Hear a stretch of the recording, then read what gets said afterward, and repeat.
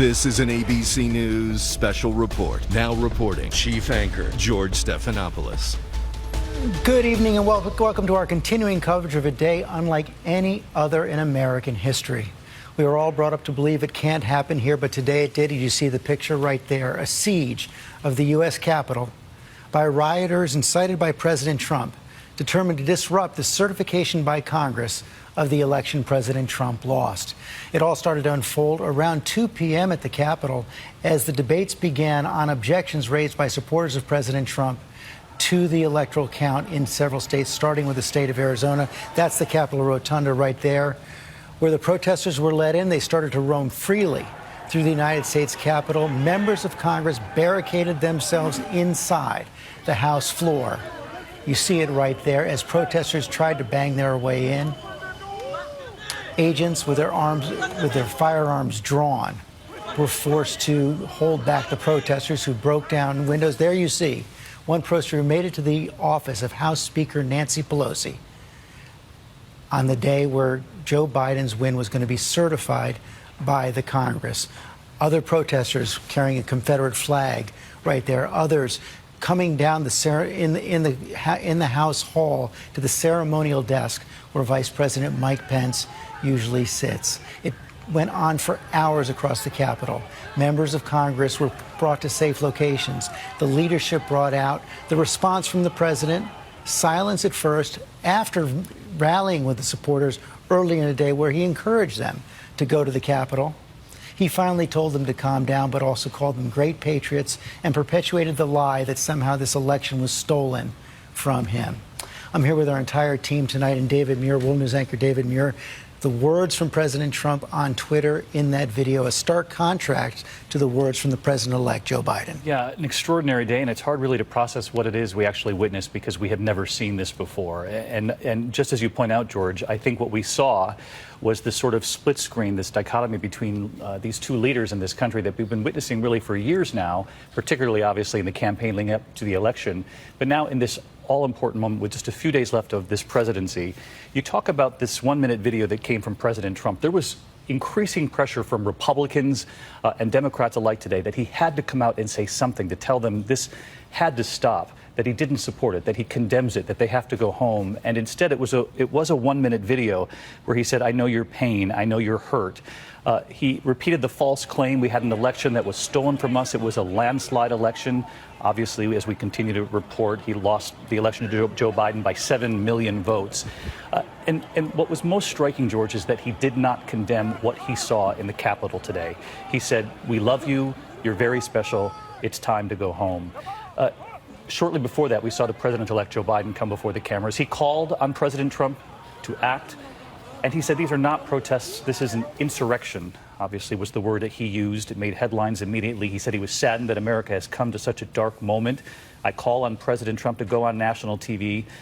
He said today is a reminder that our democracy is fragile, but that we will endure. And the vice president, former vice president, President-elect Joe Biden getting support not only from Democrats, but from Republicans. We saw that statement from former President George W. Bush, who used that same word, insurrection. And he said, "Laura and I are watching the scenes of mayhem unfolding in disbelief, dismay. It's sickening, heartbreaking. This is how election results are disputed in a banana republic, not our democratic republic." A study in stark contrasts playing out today in the most horrific of ways. Continues to play out today right now. A curfew has been put in place in Washington, D.C. The National Guard has been called in to the Capitol. The Capitol is secure now. In any moment, they're going to resume the debate on the certification. That is the scene in Washington, D.C. right now. Lindsay Davis, so many wondered at the beginning of the day, how is it possible that these protesters got so far, that they were able to breach the Capitol in such an easy way, and such a contrast to what we saw this summer during the Black Lives Matter protests when you had a phalanx of armed law enforcement officials in combat gear prepared to protect the Capitol. Right, and it was hard to watch for a number of reasons, but chief among them, especially in the black community, this has been a perspective that many people have been talked about, the idea that the rules of engagement are different for some in America. And many people will remember on June 2nd, those images that we saw of law enforcement that were at the ready, full force, that the National Guard had been called in advance and deployed and descended on on those same steps of the Capitol where we saw today the absence initially, and many people, it was in anticipation, and of course it was the George Floyd, in reaction to the George Floyd, Black Lives Matter, what was anticipated to be a peaceful protest, and then fast forward to today, and you saw many people had talked about that the watchdog groups had warned about this potential for violence for days, if not weeks. And yet again, many people watched as the Capitol Police used great restraint as they watched the images of anarchists not only breaching the Capitol but scaling the walls. And many in the black community have asked today, what if the protesters had been black? Not so much a question as much as an anguish statement. We saw them slowly walking up Constitution Avenue. It was happening in real time. Cecilia Vega, David Muir pointed out, we heard from President George W. Bush today. One of the strongest statements, even though he did not use President Trump's name at all, one of the strongest statements of condemnation we've seen from him. You've now heard we have a statement from President Obama. George, we just got this statement. It just came in right now. I'm going to read you just a little bit from it. He says, quote, "History will rightly remember today's violence at the Capitol incited by a sitting president who has continued to baselessly lie about the outcome of a lawful election as a moment of great dishonor and shame for our nation." We got a statement from former President Clinton echoing similar sentiment. We got a statement, as David was mentioning, from George W. Bush today, likening what he saw to the results of election, a disputed election in a banana republic. This is part of Donald Trump's legacy, what we are seeing on the screen right now. He's got little more than 2 weeks left in office, and this chaos that we are seeing in our country will now be part of the history that he is leaving as his legacy. Okay, let's go to the floor of the House right now where Mike Pence is presiding. Actually, he's in the Senate. Work continues. We condemn the violence that took place here in the strongest possible terms. We grieve the loss of life in these hallowed halls, as well as the injuries suffered by those who defended our Capitol today. And we will always be grateful to the men and women who stayed at their posts to defend this historic place. To those who wreaked havoc in our Capitol today, you did not win. Violence never wins. Freedom wins. And this is still the people's house. And as we reconvene in this chamber, the world will again witness the resilience and strength of our democracy.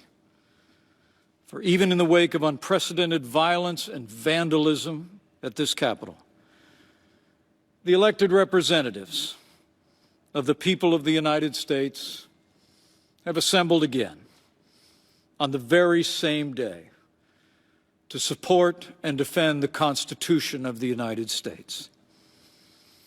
So may God bless the lost, the injured, and the heroes forged on this day.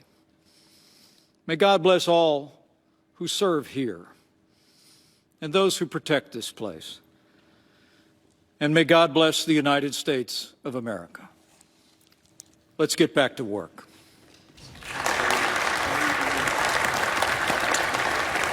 Vice President Mike Pence presiding over the Senate as president of the Senate in these ceremonies. They are now debating the objection to the slate of electors from Arizona. You're seeing getting that ovation right there. Strong words of condemnation from Vice President Mike Pence.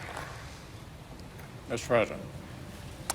The Majority Leader Leader. McConnell. I ask unanimous consent the Majority Leader and the Democratic Leader be allowed to speak, and that the time not count against 2 hours of debate in relation to the objection raised on the state of Arizona. Is there objection? Without objection, so ordered. I want to say to the American people, the United States Senate will not be intimidated.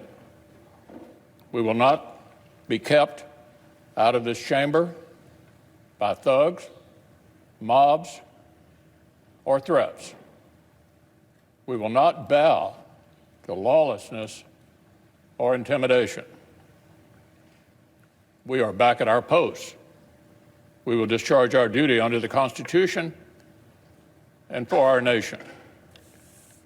And we're going to do it tonight. This afternoon, Congress began the process of honoring the will of the American people and counting the Electoral College votes. We've fulfilled this solemn duty every 4 years for more than 2 centuries.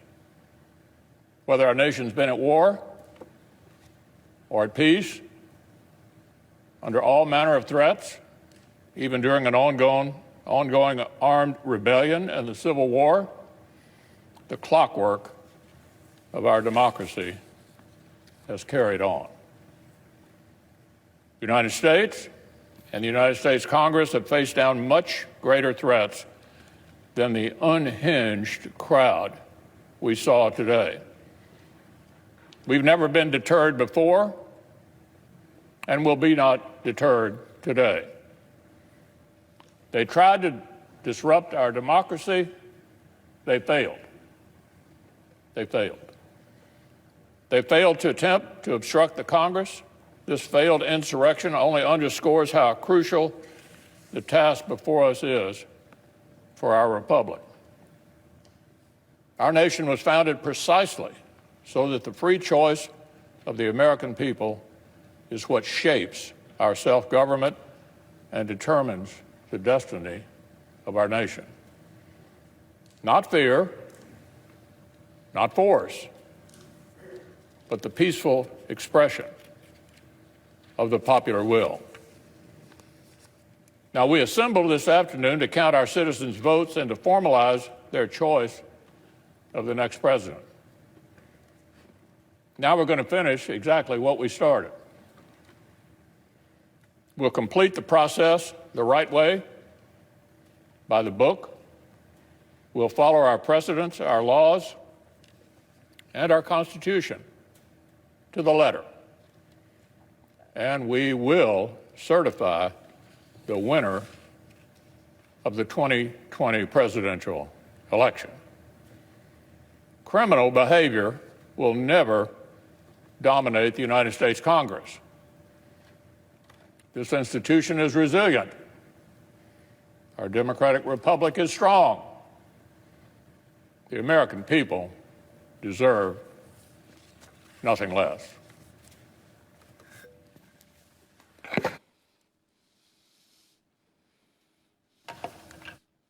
Democratic leader.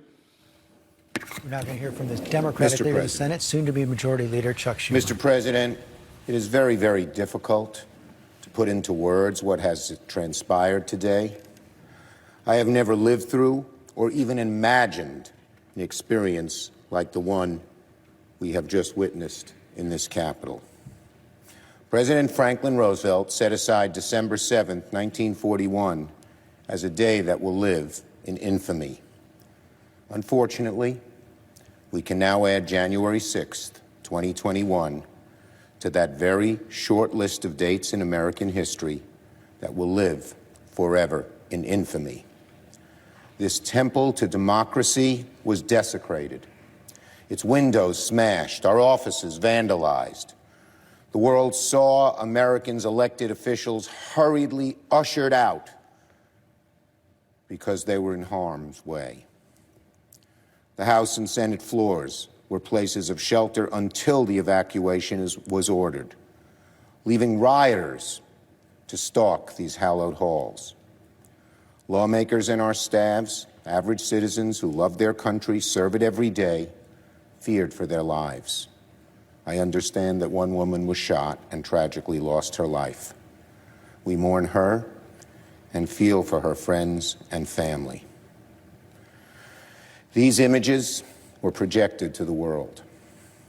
Foreign embassies cabled home their home capitals to report the harrowing scenes at the very heart of our democracy. This will be a stain on our country, not so easily washed away. The final, terrible, indelible legacy of the 45th President of the United States, undoubtedly our worst. I want to be very clear. Those who perform these reprehensible acts cannot be called protesters. No, These were rioters and insurrectionists, goons and thugs, domestic terrorists. They do not represent America. They were a few thousand violent extremists who tried to take over the Capitol building and attack our democracy.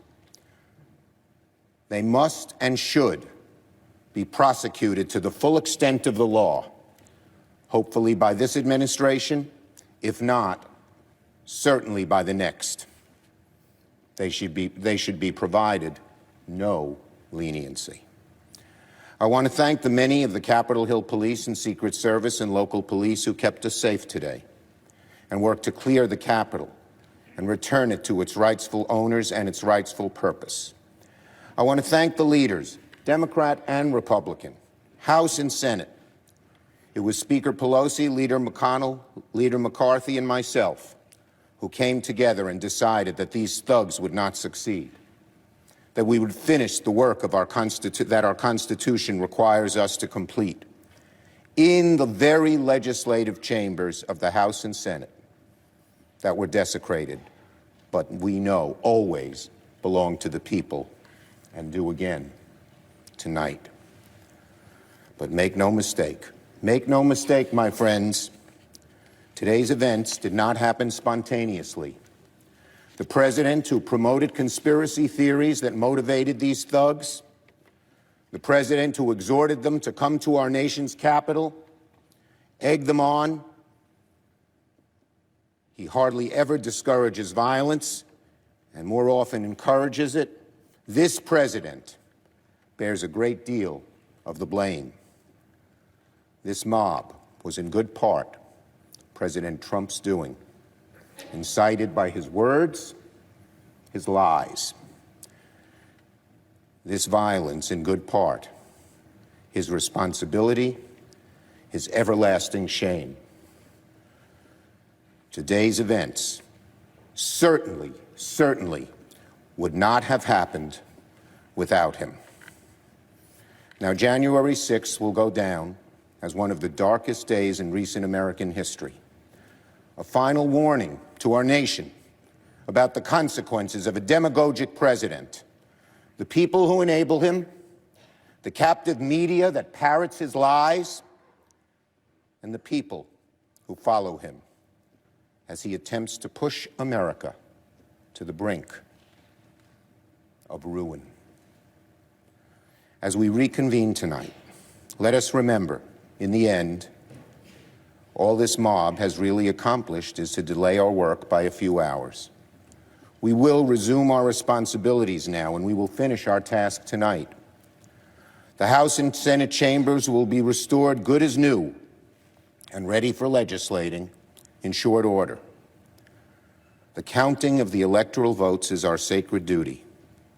Democracy's roots in this nation are deep, they're strong, and they will not be undone, ever, by a group of thugs. Democracy will triumph, as it has for centuries. So to my fellow Americans who were shocked and appalled by the images on their televisions today and who are worried about the future of this country, let me speak to you directly.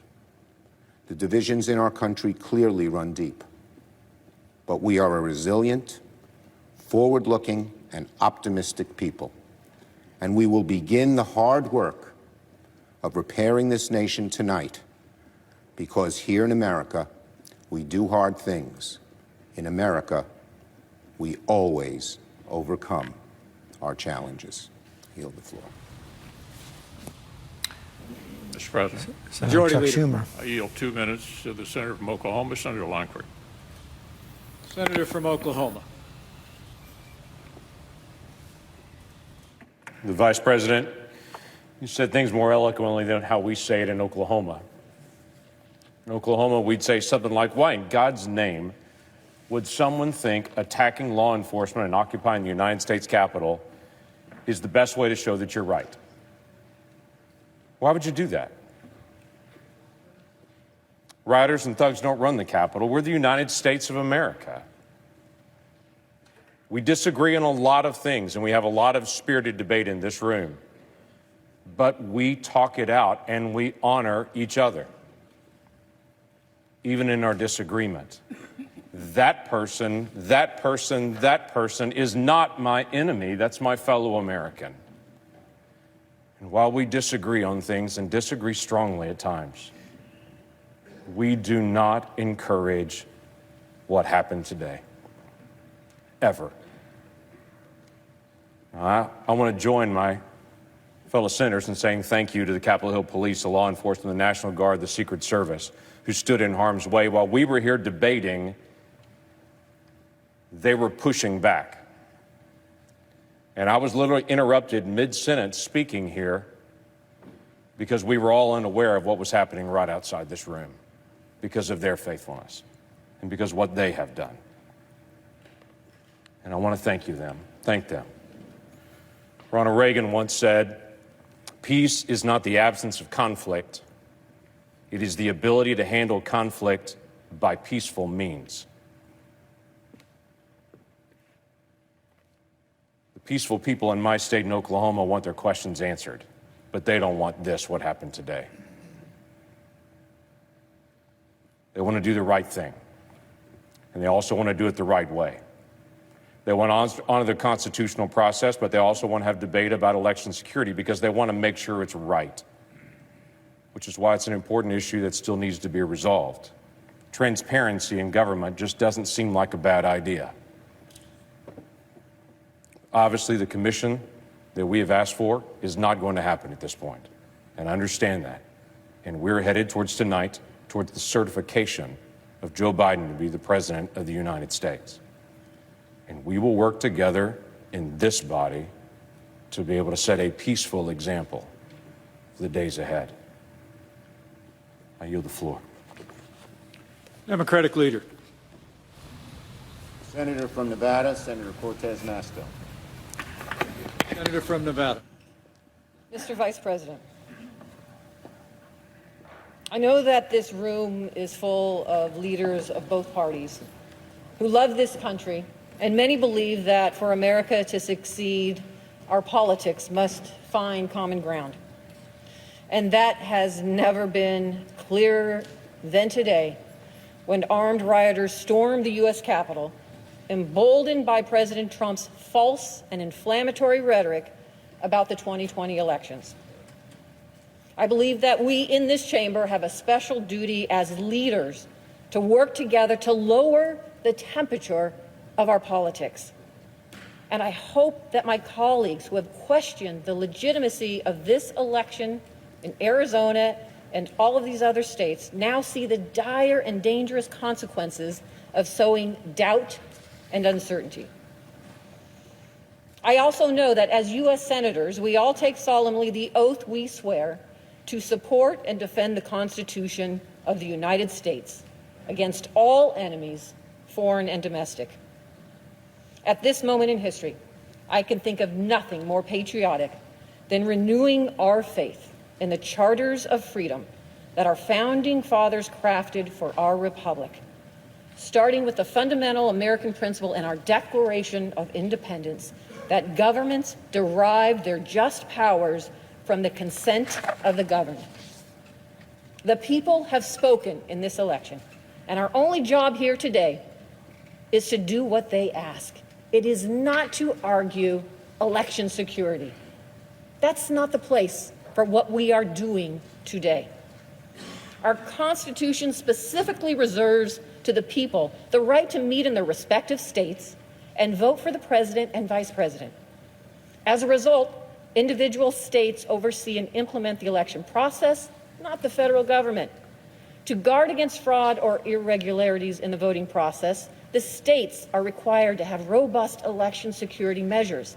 Likewise, state legislatures have the opportunity to examine evidence of voter fraud before they certified their electoral college votes. And our courts, from district courts to the United States Supreme Court, adjudicate legal challenges and election disputes. All of those things happened after the 2020 election. State houses and courts across the country took allegations of voter fraud seriously and followed the constitutional process to hear challenges to this year's elections. no state found evidence of any widespread voter fraud, and neither did any court ask to review the state's findings. In Arizona, Republican Governor Doug Ducey, Democratic Secretary of State Katie Hobbs, Republican Attorney General Mark Brnovich, and State Supreme Court Chief Justice Robert Brutinel all certified the results of the election on November 30th. And we have heard, Arizonans have been voting by mail for almost 30 years. And Governor Ducey has expressed confidence in the state's process numerous times. In November, he said, "We do elections well here in Arizona. The system is strong, and that's why I have bragged on it so much."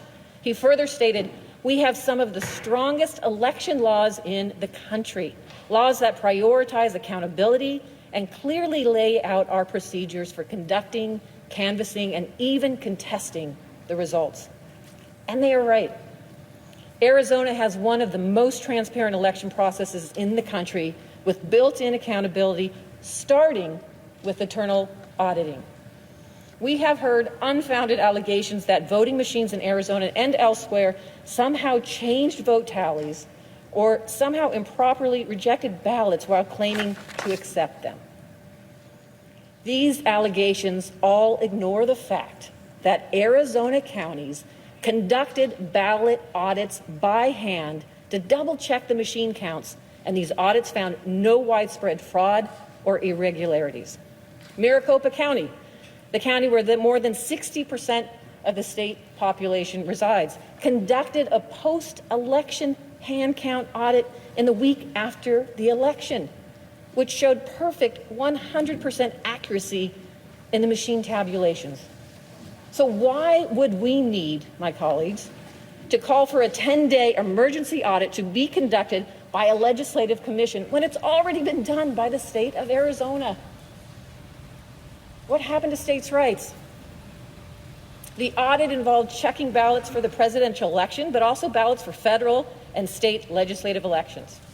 The audit report shows every precinct's machine and this debate over the election results in Arizona, which of course were certified by the Republican governor, will continue for about an hour and a half now in the Senate. A similar debate will be held in the House. But what we saw at the outset, of course, Senator Mitch McConnell, the Republican leader, condemning the actions.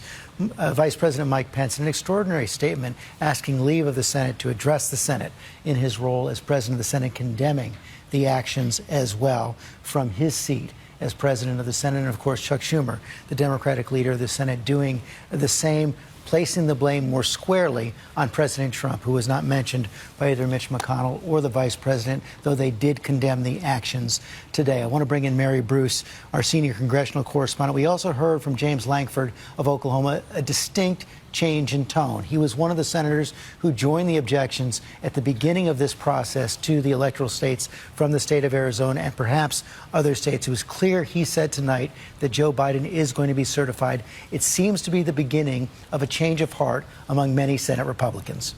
George, it certainly seems that Senator Lankford is backpedaling here, and it seems that he is likely to now be dropping his objections here. And we are seeing a growing number of Republicans. They are under tremendous pressure, not just from Democrats, but members of their own party. So in addition to Senator Lankford, we have heard also from Senator Marsha Blackburn, Senator Steve Daines, Congresswoman Kathy McMorris Rodgers. It seems that Senator Ron Johnson may also be dropping his objections. And I think you have to remember how this day started. You know, this was supposed to be, we were braced for hours of political performance for President Trump, objecting to these results as the president has demanded. It was a move that was not going to change the outcome, have any impact on the race.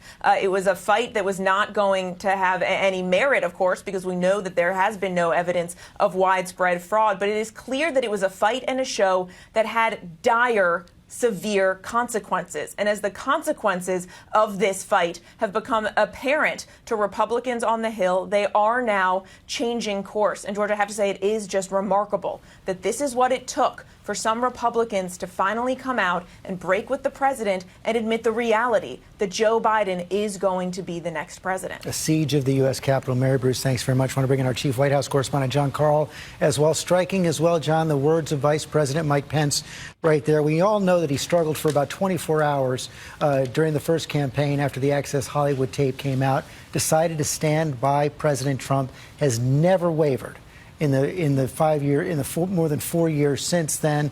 He's been under tremendous pressure from the president to try to do something that would not be constitutional, to overturn the election's results. He made it clear that he could not and would not do that yesterday.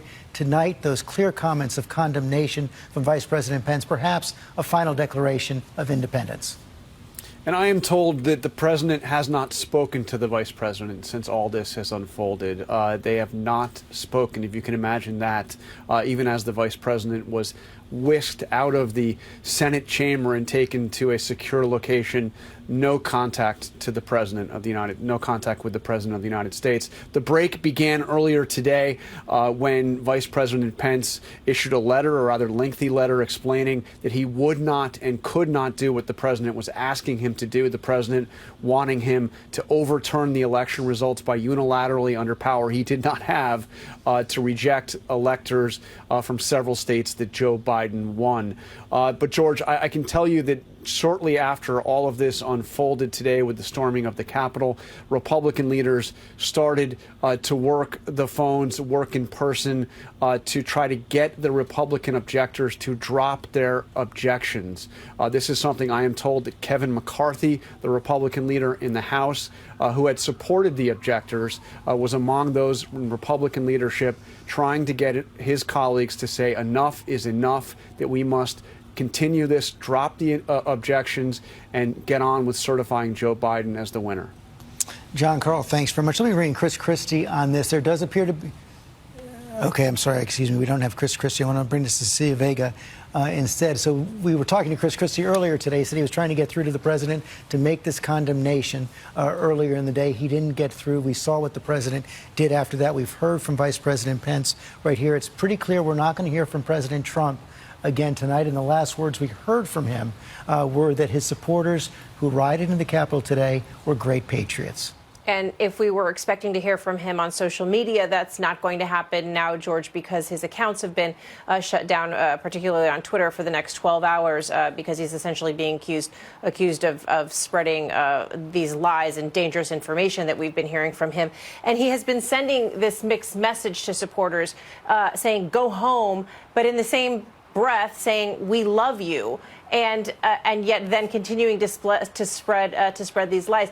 You know, the people who were in the president's inner circle spent much of the day trying to get through to him. They couldn't reach him. He was in a bunker, essentially, not literally, but bunkered up and hunkered down, and not talking to so many people who are traditionally and typically in his inner circle. And they wanted to tell him, you have to go on camera. You have to address the nation. You have to condemn what you are seeing, and you have to tell these rioters, this mob, this group of anarchists, as many people are calling them, to leave the Capitol. And that is not what he did. He had a camera outside of the White House and spoke directly to it and did a taped message, and then did a couple of these tweets that really tried to have it both ways, frankly, to tell them that what they were doing was wrong, but that in the same breath he loved them, and essentially saying that they are defending this election that he still feels was very much stolen from him. So he is going down swinging. But the one thing we have learned in covering Donald Trump all of these years, George, is that no one can tell Donald Trump what to do.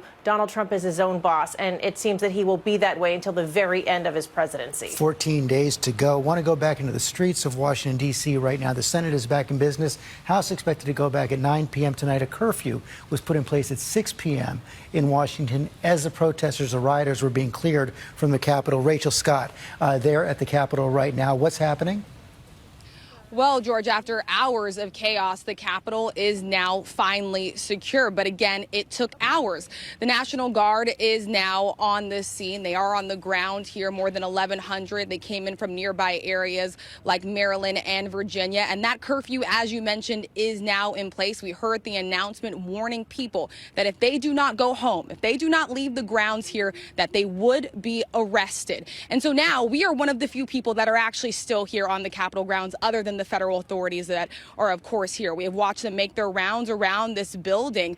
You know, the president made law and order a cornerstone of his campaign. And as Lindsay referenced earlier, I covered the protests here in D.C., and we did see a large police presence during that time, during those peaceful demonstrations over racial unrest in this country. This time, it was anything but a law and order here today. We watched as police here on the ground were overwhelmed by those mobs of crowds trying to storm and get in and break in to the U.S. Capitol. And tonight, there are some serious questions about why this building was left so vulnerable. And by the time the president did issue his words, telling his supporters to go home, the damage was already done, George. Rachel Scott, thanks very much. Just bring that to Pierre Thomas, our Chief Justice Correspondent. Pierre, again, this should not have been a surprise. There was lots of chatter about the possibility of protests turning into violent protests in Washington, D.C. There's been great concern since the election, even before the election, about the rise of anti-government, white supremacist protesters across the country, yet the Capitol was breached today. Indeed, George. And while some of the law enforcement officials, particularly those inside the building, did protect members of Congress, some were injured, we're told. But make no mistake, this was a massive law enforcement failure. And the issue is, why were the protesters, rioters so easily allowed to go past those barriers? We know that they used chemical irritants against the officers, and then they were able to force their way inside the Capitol. As Rachel and others have talked about, think about this summer when Black Lives Matter and some of the other protesters were in town. You saw large contingencies of officers. And again, standard law enforcement procedure, when you think that there might be some kind of disturbance, is to have a show of force, George, to basically tell everyone involved, don't try it, you will not be successful. For some reason, the perimeter of the Capitol did not have the necessary law enforcement personnel. I can guarantee you in the days after this, there will be some examination of what happened. Now, law enforcement tonight will begin to dissect who were some of the primary players. Were there some white supremacists involved today? Who were these people? Were there anarchists? Were there people trying to take advantage of the situation?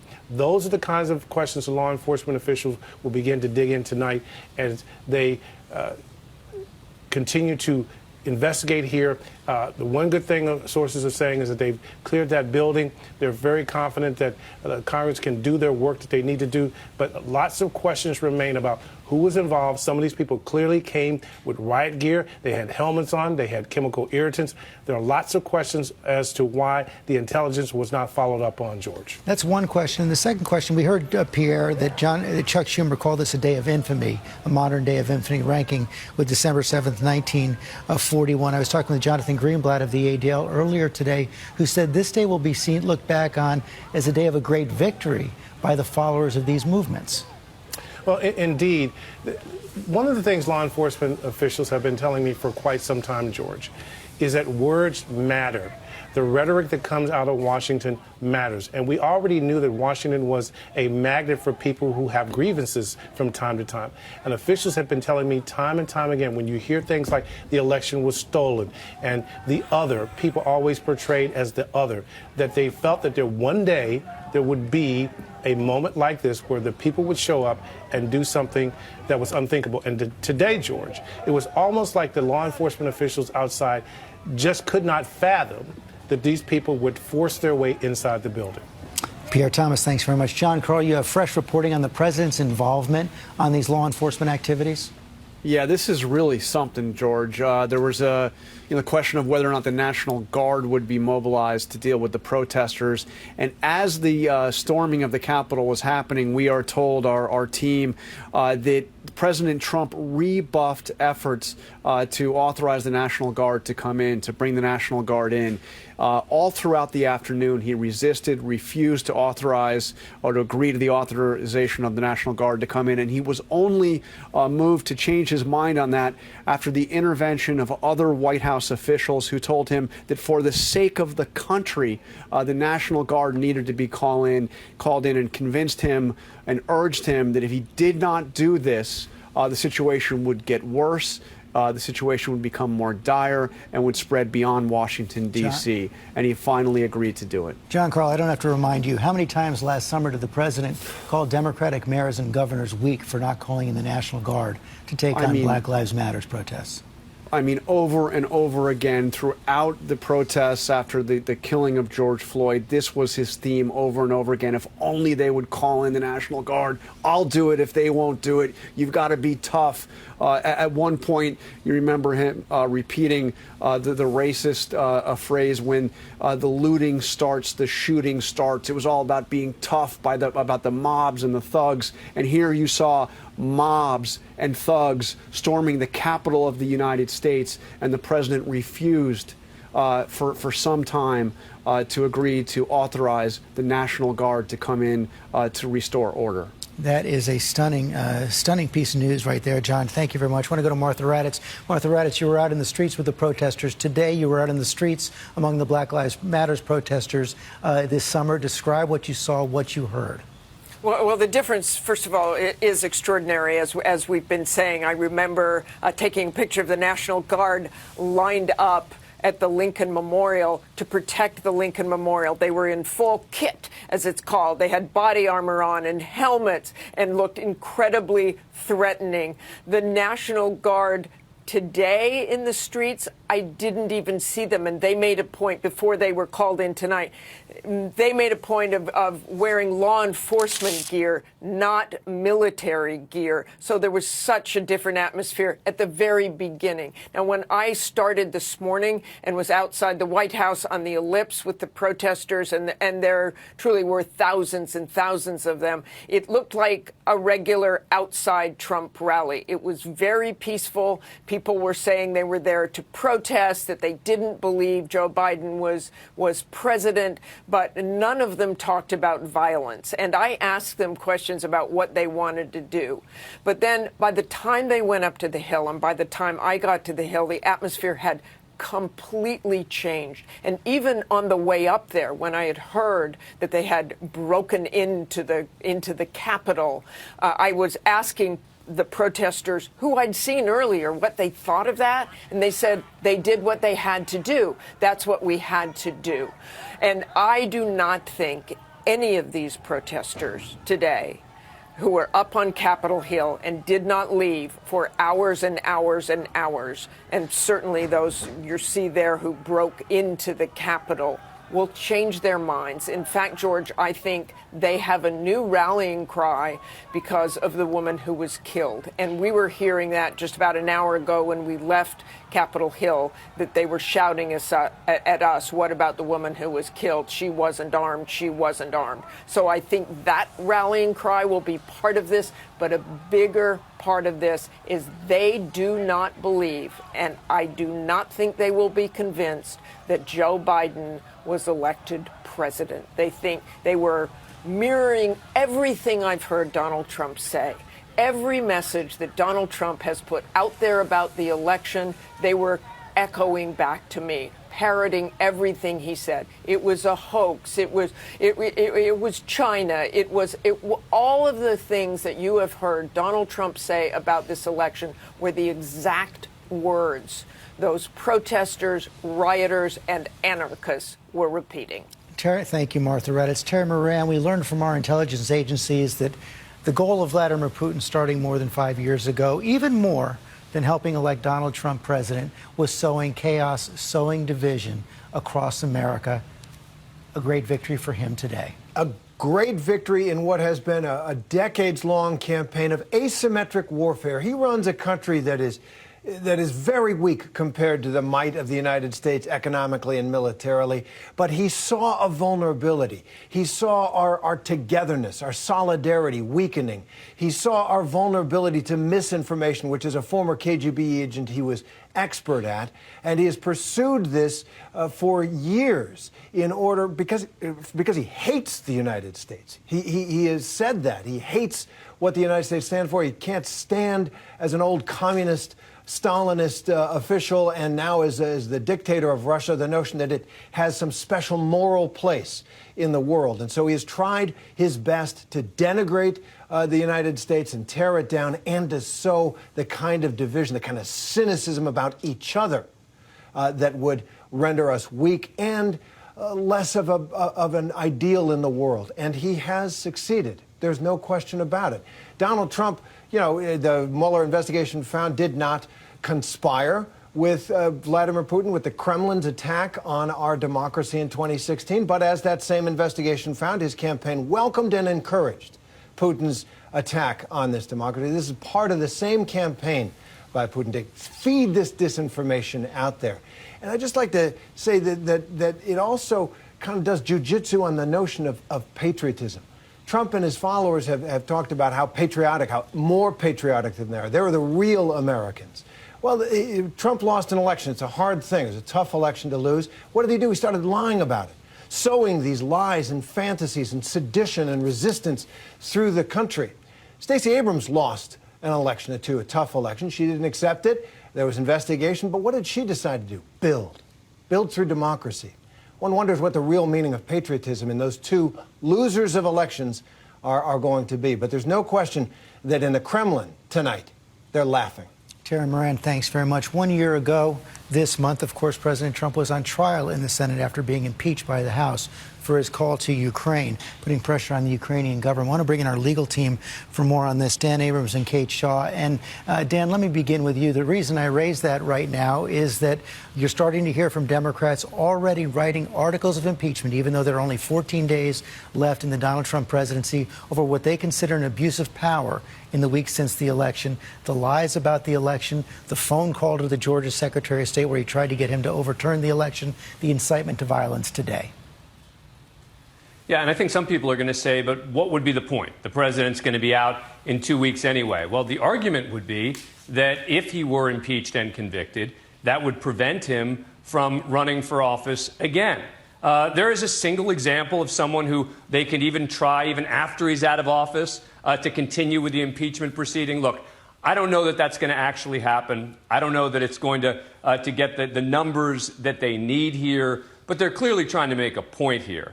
And particularly when you hear information like Jonathan Karl's report about not allowing for the National Guard, if there's more information like that that comes out about what happened today and the president's action or inaction, I think you will increasingly see those numbers grow.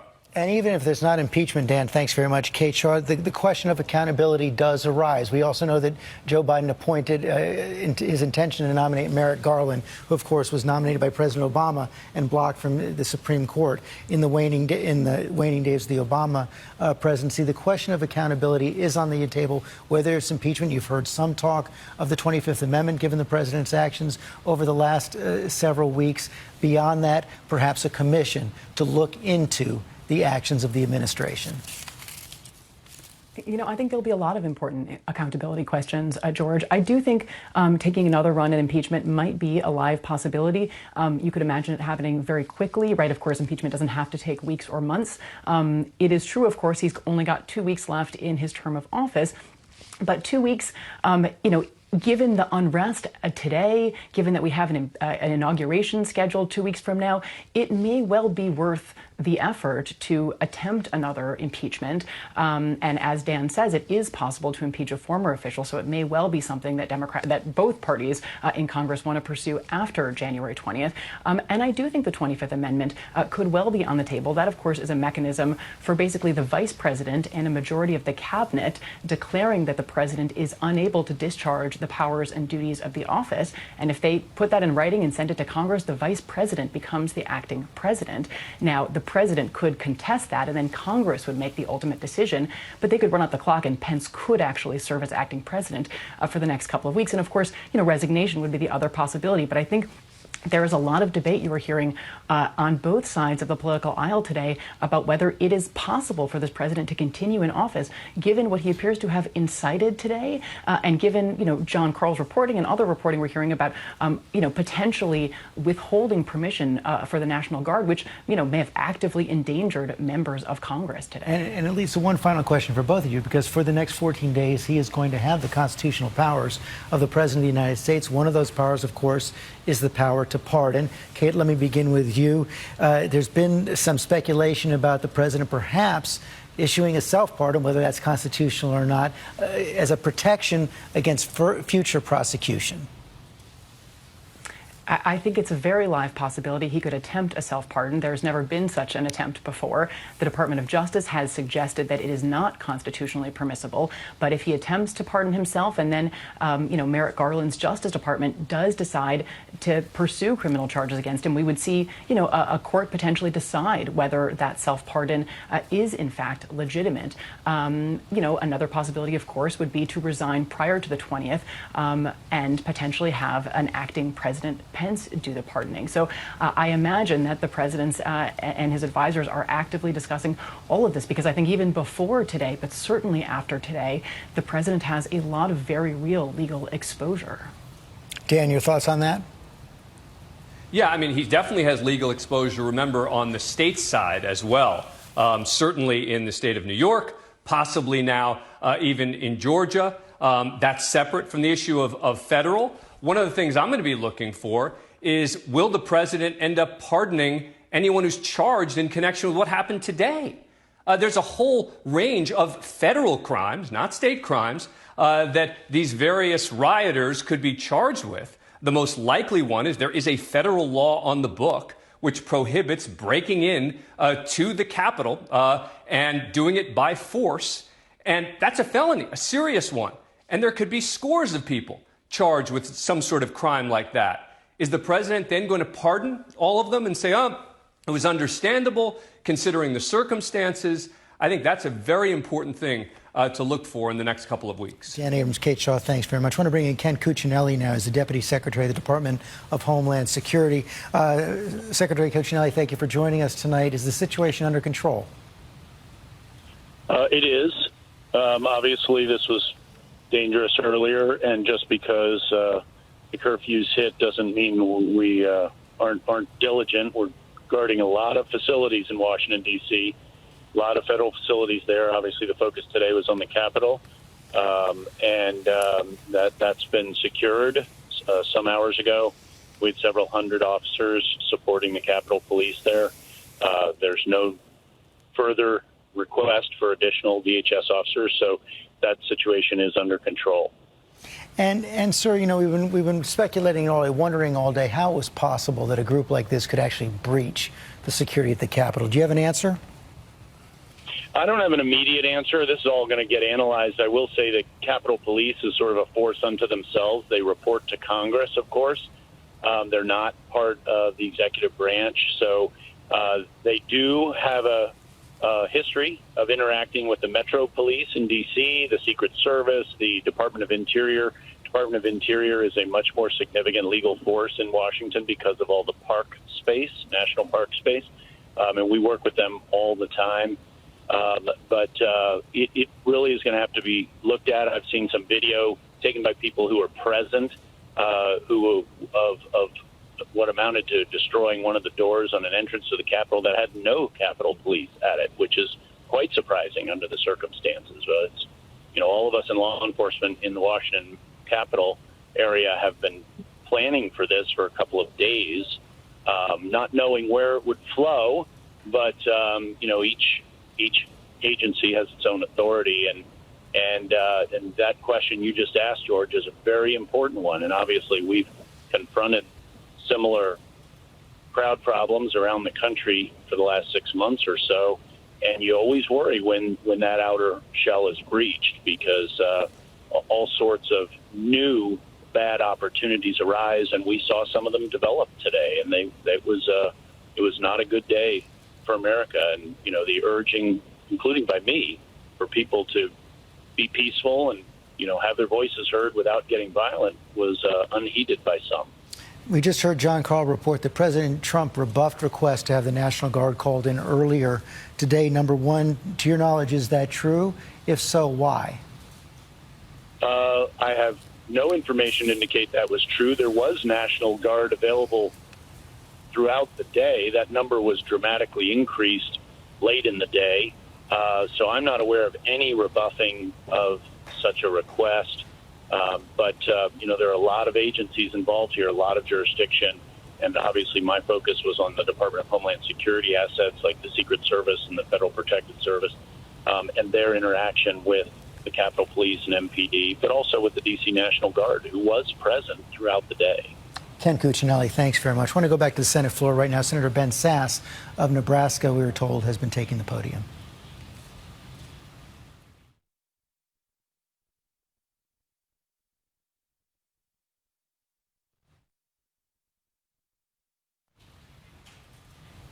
Apparently, we're having a problem with the video feed right there. So let me bring in Rahm Emanuel.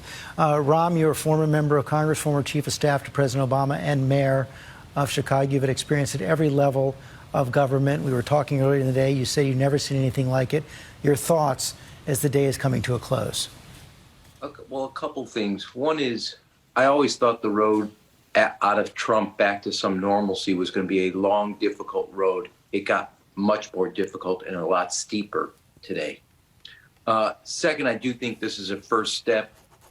I think the majority leader, Chuck Schumer, soon to be majority leader, made reference to it towards the end of his speech, which is this is the first step in that kind of revitalization of our democratic principles, our democratic norms.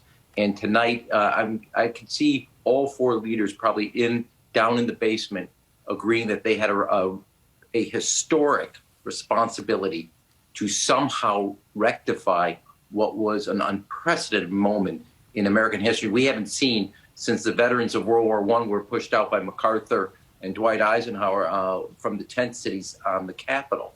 I do think, though, and there was a debate about this earlier, because I think there's a whole period of restitution. There's a big burden to the incoming Biden administration, and today is an important step one in that process. Step two, though, is a lot of people talk about impeachment or the 25th Amendment.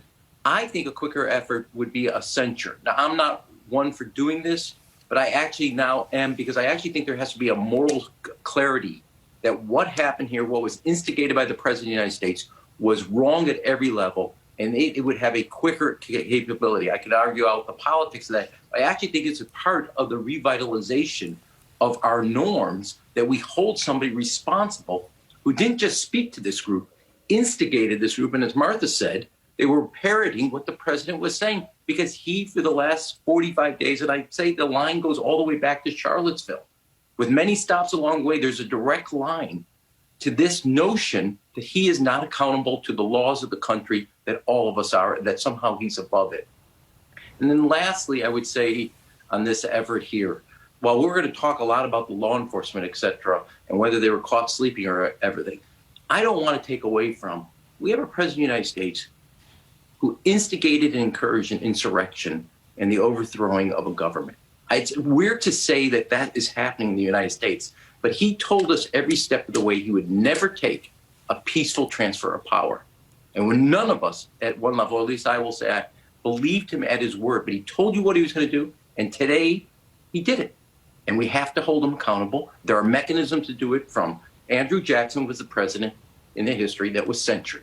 And he needs to, as part of the healing process, with all the ugliness associated with it, that we have to do that so we can get to our place where we have to, as a country, be a beacon of hope rather than a symbol of ridicule. Rahm Emanuel, thanks very much. We have Senator Sasse's statement now. Let's listen. I don't think we want to tell the Americans that come after us that this republic is broken, that this is just a banana republic, that our institutions can't be trusted. I don't think we want that. We don't want that in this body. We don't want that in our hometowns. I don't think we want to tell our kids that America's best days are behind us, because it's not true. That's not who we are. America isn't Hatfield's and McCoy's blood feud forever. America's a union.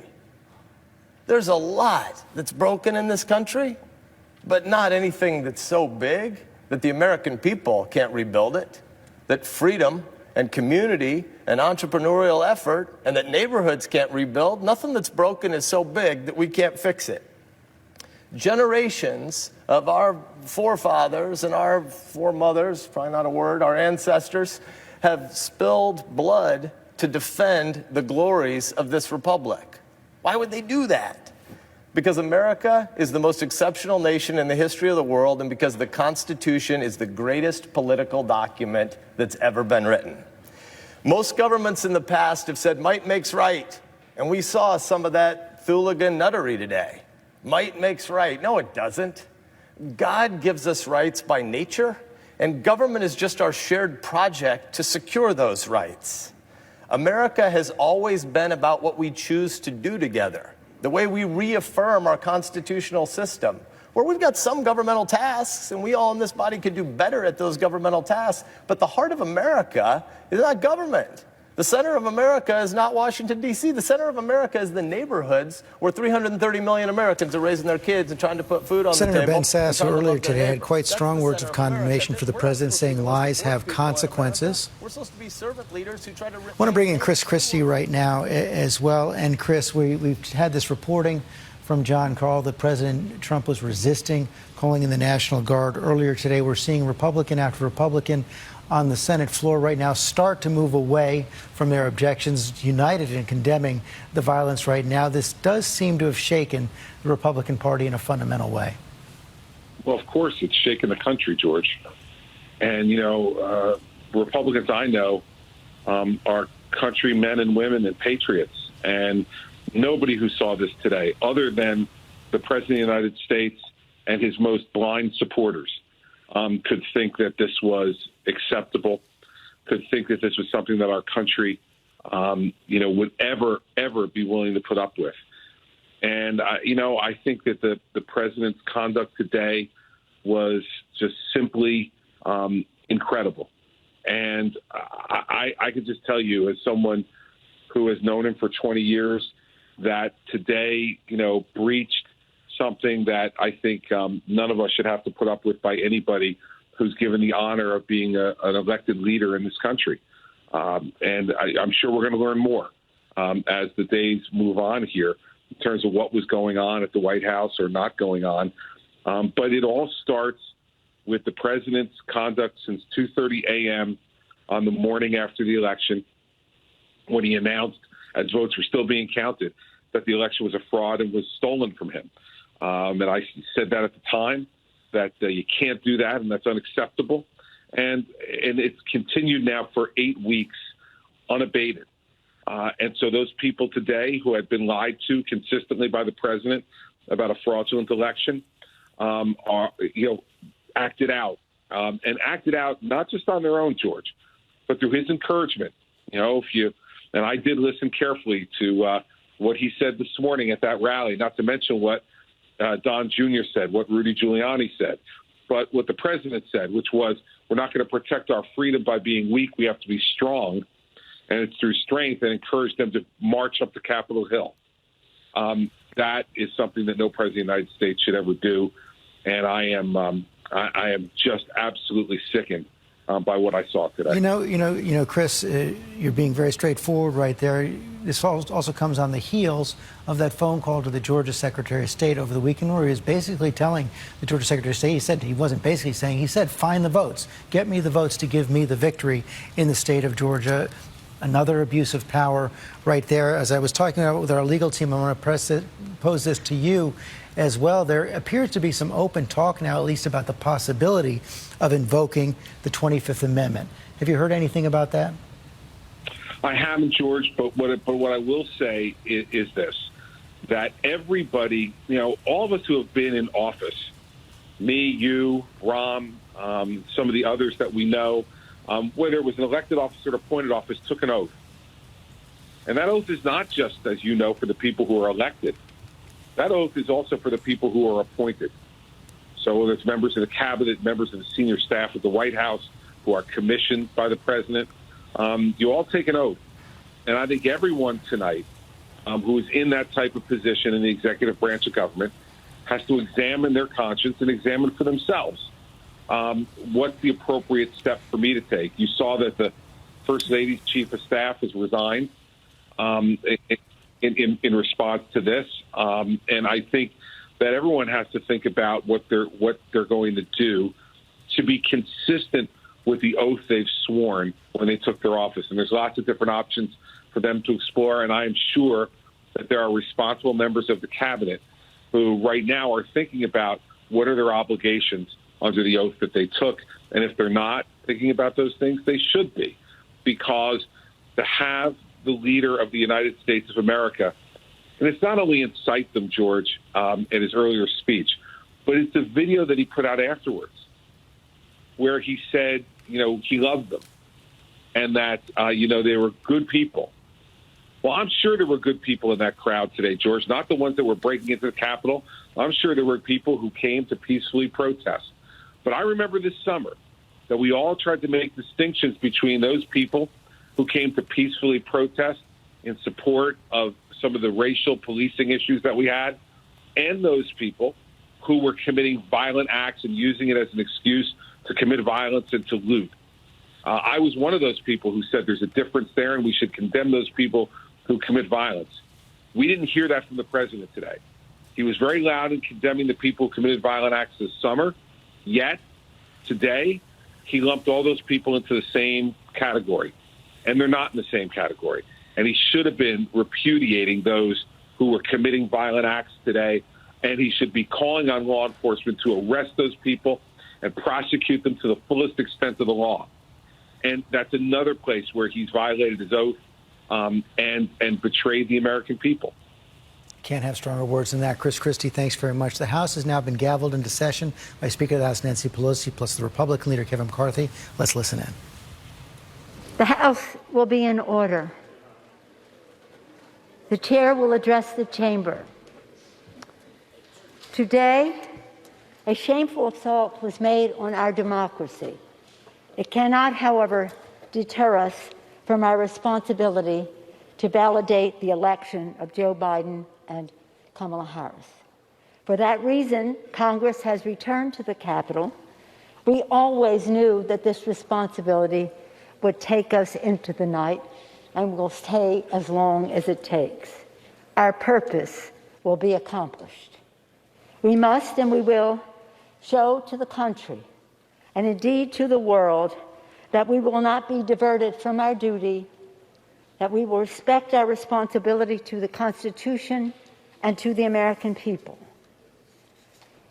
On Sunday, it was my great honor to be sworn in as Speaker and to preside over a sacred ritual of renewal as we gathered under this dome of this temple of democracy to open the 117th Congress. I said that as we were sworn in then, we accept a responsibility as daunting and demanding as any previous generation of leadership has ever faced. We know that we're in difficult times, but little could we have imagined the assault that was made on our democracy today. To those who strove to deter us from our responsibility, you have failed. To those who engaged in the gleeful desecration of this, our temple of democracy, American democracy, justice will be done. Today, January 6th, is the Feast of the Epiphany. On this day of revelation, let us pray that this instigation to violence will provide an epiphany for our country to heal. In that spirit of healing, I evoke the song of St. Francis. I usually do. St. Francis is the patron saint of my city of San Francisco, and his song of St. Francis is our anthem. Lord, make me a channel of thy peace. Where there is darkness, may I bring light. Where there is hatred, let us bring love. Where there is despair, let us bring hope.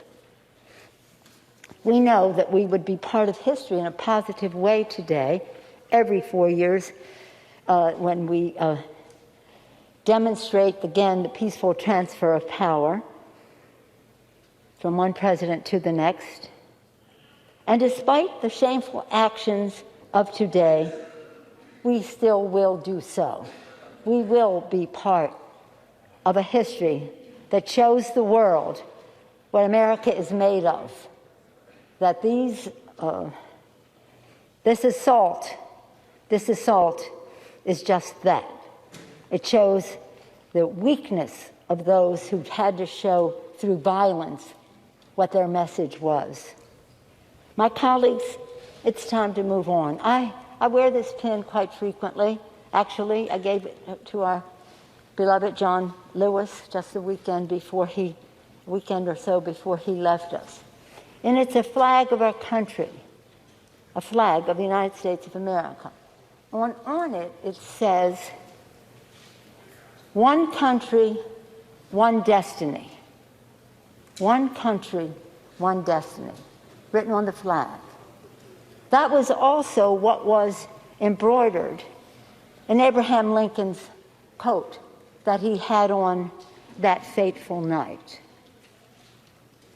Lincoln's party, Lincoln's message, one country, one destiny. So on this holy day of Epiphany, let us pray. I'm a big believer in prayer. Let us pray that there will be peace on earth and that it will begin with us. Let us pray that God will continue to bless America. And with that, let us proceed with our responsibilities to the Constitution. House Speaker Nancy Pelosi right there. We're also going to be hearing from the Republican leader Kevin McCarthy coming up. But right now I want to go to John Karl with some more news breaking out of the White House. John, this talk of the 25th Amendment apparently getting quite real. It is, George. I am told that there have been discussions among some members of the Trump cabinet of invoking the 25th Amendment. I'm also told and aware of conversations among some of the president's allies in Congress. They wouldn't have a role in that, but talking about this as a very real possibility. One ally of the president told me it may not be avoidable, this talk of invoking the 25th Amendment. And it is coming as we are also seeing signs of revolt among the White House staff. As Governor Christie mentioned, there were not just one, but actually two members of the First Lady's staff who have resigned. I am also aware of at least three other senior officials in the West Wing who are considering resigning tonight. And there you see the 25th Amendment, which allows for a majority vote of the president's cabinet to remove him from office. There's one major question in all of this that's actually unclear, which is there are so many acting secretaries in the Trump cabinet right now. It's unclear, at least to me, whether or not acting secretaries, for instance, we have an acting secretary of defense, whether or not acting secretaries would be part of that majority vote. But I am told this is a real discussion, and it includes at least some members of the Trump cabinet about the possibility of invoking the 25th Amendment. 25th Amendment, of course, is supposed to be invoked in times of incapacitation by the president. Let me bring back Dan Abrams and Kate Shaw for a little bit more on this, as the discussion now has been confirmed. Dan, let me begin with you. Yes, this is a vote of the cabinet, but if the president contests it, and there's every reason to believe he would contest it, at this point it does go to the Congress, and in some ways it's a higher hurdle than impeachment. Right. Look, I don't think that this is a realistic scenario. I understand that people are talking about it. I understand that it's on the table.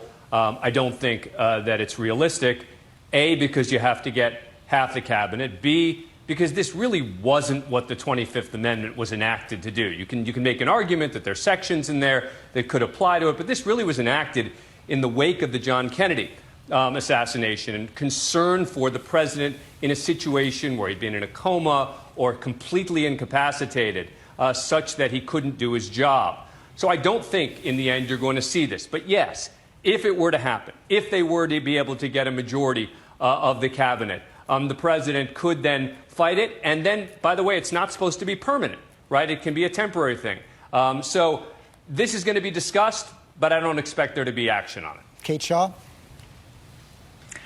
I'm less sure than Dan. I mean, I do think one thing we should say is it's a majority of the cabinet, but also requires the vice president. So it's not as though enough cabinet members will get you there. You need the vice president and a majority of the cabinet. John Karl is right. It's actually not settled whether acting secretaries do count as members of the cabinet. This is a provision of the 25th Amendment that has never been invoked. It's typically used, as Dan says. It's designed for incapacity, largely, designed with health incapacity in mind, physical health. But I think its words certainly would extend to a situation in which a majority of the cabinet and the vice president thinks the president is simply unfit for whatever reason to continue in office. And you're also right, George, that the bar is, if the president fights it, Congress then makes the decision, and it requires a 2/3 vote in each house of Congress, as opposed to just 2/3 in the Senate to convict if we're talking about impeachment. So the 25th Amendment is in some ways a higher legal bar, but the wrinkle there is that Congress actually here, because we're so close to the end of President Trump's term, if Pence and the cabinet invoke the 25th Amendment and they write it down and they send that declaration to Congress, Pence automatically becomes acting president, and Congress has 3 weeks to respond. So they could just run the clock out, and Pence would be able to continue the term, to finish the term rather, just under the 25th Amendment. So, I'm not surprised to hear that these conversations are active, and it would in some ways be a more direct route if there's genuine concern with what might unfold in the next 2 weeks than pursuing impeachment. David Muir, thank you, Kate. We heard those strong words from the vice president on the Senate floor, but boy, this would be a step that is almost impossible to imagine. Yeah, it's hard to even accept the fact that we're talking about the 25th Amendment here as we sit tonight. It's one more reflection of the heaviness of today in America and these last few weeks. Regardless of the conversation of the 25th Amendment, though, I think what will be fascinating in the days to come is looking at this relationship between the vice president and President Trump. It was long before we heard from the president today that we heard from Vice President Mike Pence, who tweeted quite quickly that the violence and destruction taking place at the U.S. Capitol must stop, and it must stop now. Anyone involved must respect law enforcement officers and immediately leave the building. And that wasn't his only message. He went on to say peaceful protest is the right of every American, but this attack on our Capitol will not be tolerated, and those involved will be prosecuted to the fullest extent of the law. We did not hear that from President Trump when that 1-minute video was finally released. And when you think about the reporting from our political team earlier, from Catherine Falders, John Santucci, John Carl, about this potential that President Trump might have rebuffed the National Guard being called in, at first, at least, early in the day when we saw these protests, I took that information and then that reporting around 6 this evening. This tweet was somewhat remarkable for who it did not include. We heard from the National Security Advisor, Robert O'Brien, who tweeted about Vice President Mike Pence today, did not include President Trump in that tweet. He wrote, "I just spoke with Vice President Pence. He is a genuinely fine and decent man. He exhibited courage today, as he did at the Capitol on 9/11. As a congressman, I am proud to serve with him." And one more note, Allison McCorn of our Washington team also sent out a note to our DL here describing the Senate chamber when the vice president spoke this evening, that you could hear a pin drop in the chamber. And when he was done, in that rare ask to speak before the chamber, that there was applause from both sides. And we all know in this highly polarized time that was a very rare moment. Appreciation for Vice President Mike Pence, not only from both parties up there on the Hill tonight, but from the National Security Advisor and other members of this administration. David Muir, thanks. What a difference, Lindsay Davis, from the beginning of the day today when these first objections were raised. A standing ovation from Republicans, silence from Democrats. Certainly a day of extremes. And when you look at that, we started out with the most significant breach of the Capitol since the War of 1812. And I wanted to kind of pick up then on something that we saw inside that David mentioned in the Capitol on a much smaller level, but something that we haven't seen certainly in a long time, which the appearance of unity, the appearance of agreement across the aisle, not just with that standing ovation, but also there was nodding when Schumer talked about the people who have breached the Capitol should be prosecuted. And Joe Manchin, we heard from him earlier today when he said it might be this horrible act that unites us. And so many tonight across America are hoping he's right. Democratic Senator from West Virginia. I want to go to Sarah Fagan for more on this. Sarah, so we've seen more speeches from Republicans condemning what happened. The question now is, even if something like the 25th Amendment isn't invoked and voted on, even if impeachment isn't pursued, the question of accountability does arise. We know the Democrats are going to pursue it. How should Republicans respond? Pick up on what Rahm Emanuel was talking about earlier. He said maybe the right compromise is a censure of the president. I don't often agree with Rahm, but I think he's on to something. Look, Republicans have to do something in a coordinated way. Whether it's the 25th Amendment, whether it's censure, whether The most simple thing would be for a group of members who've objected to these electors to stand up together and say, we are withdrawing our objections, maybe not because we're okay with everything that happened in the election, but simply as a statement to rebuff this president and his actions. I do think it's critical Republicans come together and do something, say something. I said earlier in our programming that I don't think what happened on the Capitol reflects the party, the Republican Party. I stand by that. I agree with that. But Republicans are going to own this if they don't do something more aggressive than just statements. I thought President Bush's statement was very strong. Mitch McConnell has been very strong today. Mike Pence has been, I think, incredible today. But that alone is probably not enough. There's got to be some organized act. And do you see any evidence of that happening? Well, look, the fact that there are members of the president's staff, senior staff, resigning and others talking about it, the fact that there's a mere conversation among some in the cabinet being, somewhat widely reported tonight about the 25th Amendment.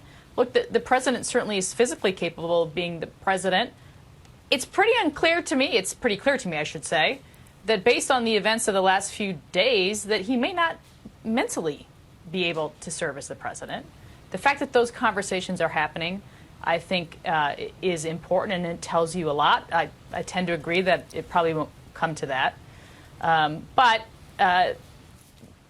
there's a building sentiment among Republicans from, I think, not just the conservatives or the moderate Republicans, from conservatives and moderates alike, that we've got to take this a step farther. Whether it happens or not, we'll see. But the fact that these conversations are happening, and the longer Trump sort of doesn't address this in a more meaningful way, the more likely that is to happen. Extraordinary that it's happening with 14 days to go in the president. But as you say, if you were listening to that, watch what happened today, listen to that phone call with the Georgia Secretary of State over the weekend, it did appear the president was living in a different world. You had to wonder, does he believe what he's saying, or does he simply not know, or is he simply making it up? I mean, I think he believes every word of it. I think he's convinced himself that this election was stolen. Look, I think for a long time, for many, many occurrences where Trump has done something, said something inappropriate, we've been quick to dismiss it as this is being Trump. Trump's just being Trump. That's Trump on Twitter, but it's not. He's off doing policy that's pretty good. And I think sometimes that's true. This week, that has not been true. We saw him encourage this protest. He's not condemned it. He has fueled it.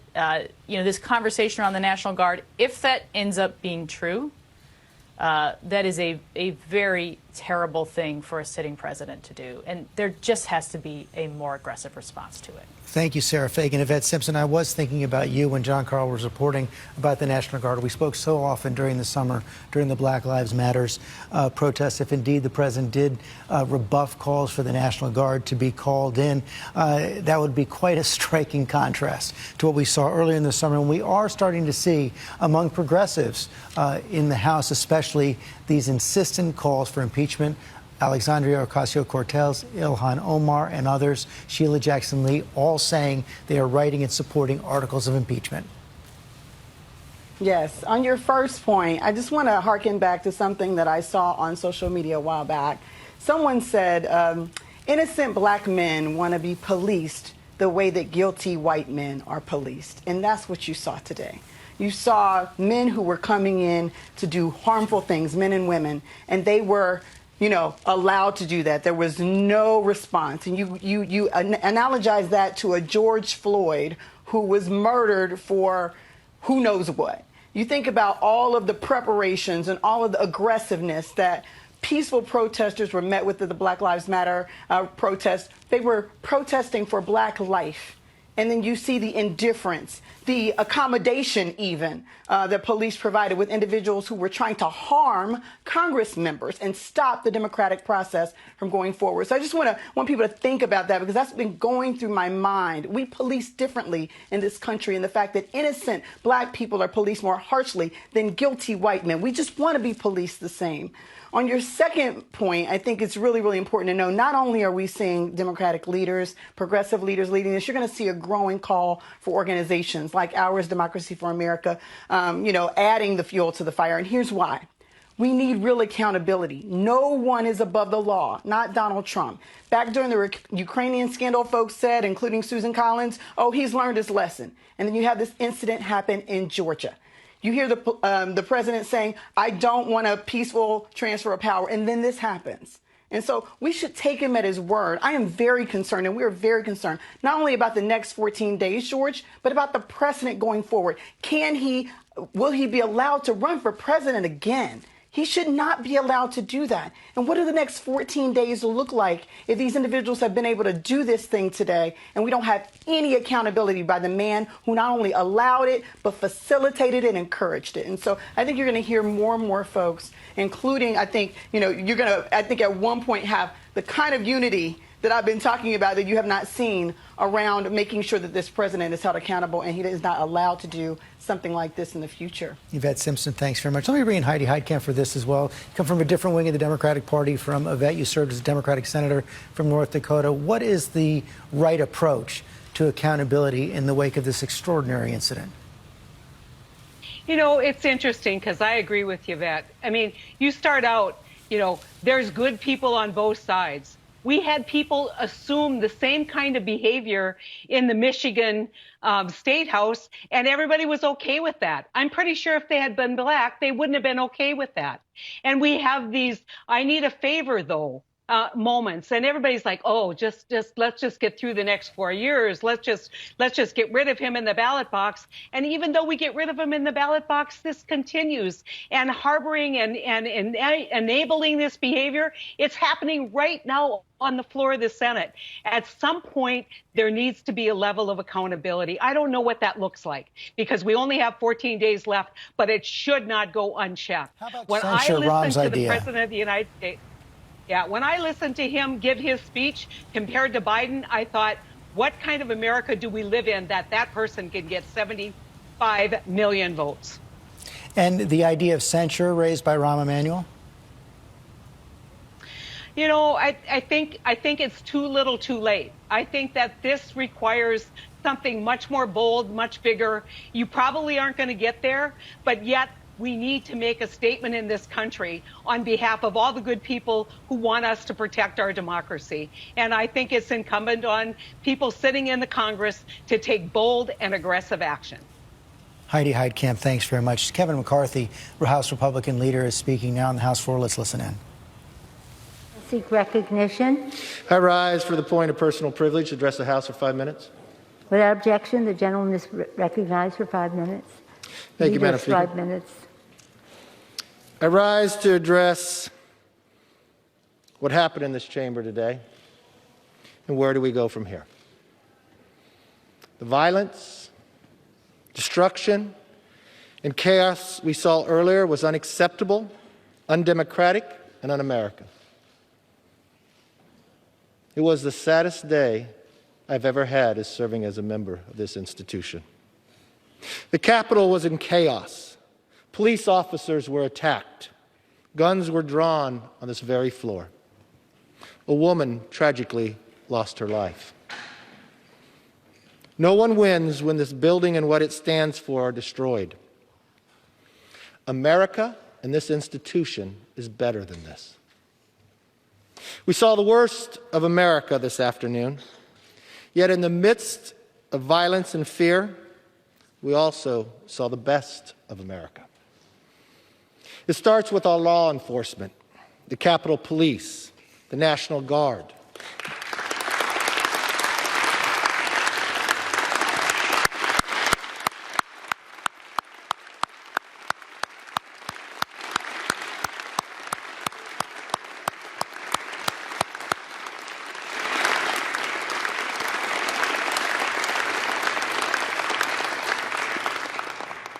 The FBI, the Secret Service, who faced the most difficult challenges but did their duty with confidence and strength.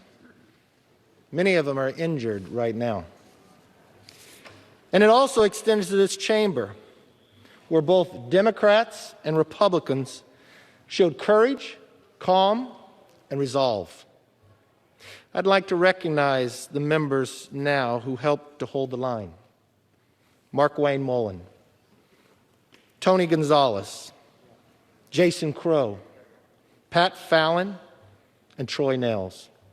Working with the Capitol Police, they ensured the floor of this chamber was never breached. These are the heroes among us. Thank you for this round of applause.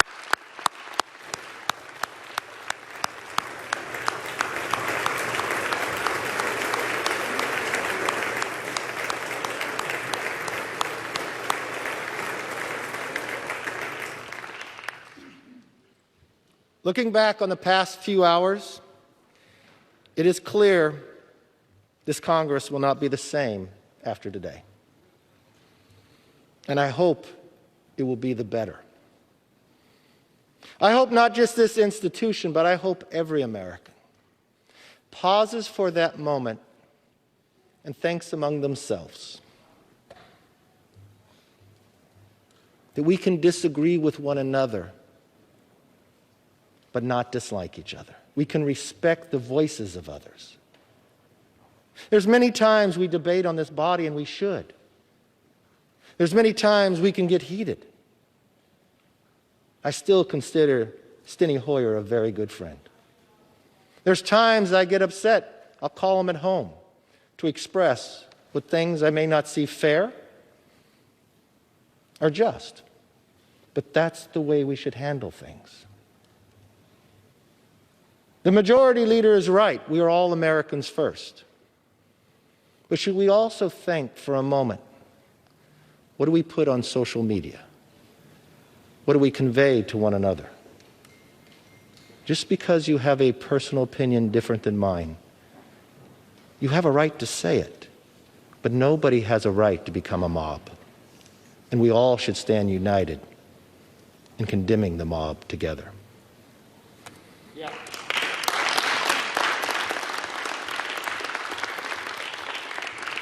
We solve problems before our nation not through destruction, but through debate.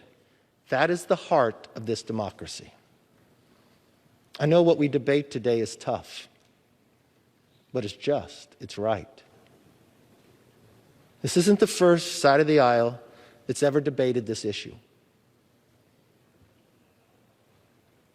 I thought what Madam Speaker said back in 2005, this is democracy at its best, when they talked about a presidential election in Ohio. These are the moments that we should raise the issue about integrity and accountability and accuracy in our elections. But you know what we should do, the next difference? Not just raise the issue, but work together to solve the problems.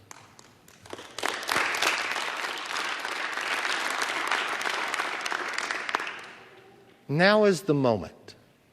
Now is the moment to show America we can work best together. I will tell you, the size of the majority is slim, so it gives us the opportunity to make that happen. The only thing that can hold us back is the will of one another to do it. This side of the aisle always believes in working with anybody who wants to move it forward. That does not mean that we're going to agree 100% of the time. That does not mean our voice cannot be heard. That does not mean we cannot be treated fairly. We should be. That may mean on the size of committees. That means on our ability to offer an amendment. It means on our ability to have our voice. But at the end of the day, it helps us come to a better conclusion. By returning here to complete the work we were sent to do, we are proving that our democracy cannot be disrupted by criminal behavior. We will not falter, we will not bend, and we will not shrink from our duty.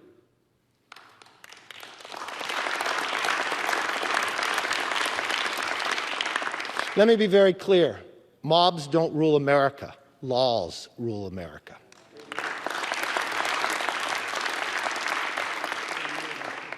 It was true when our cities were burning this summer, and it's true now.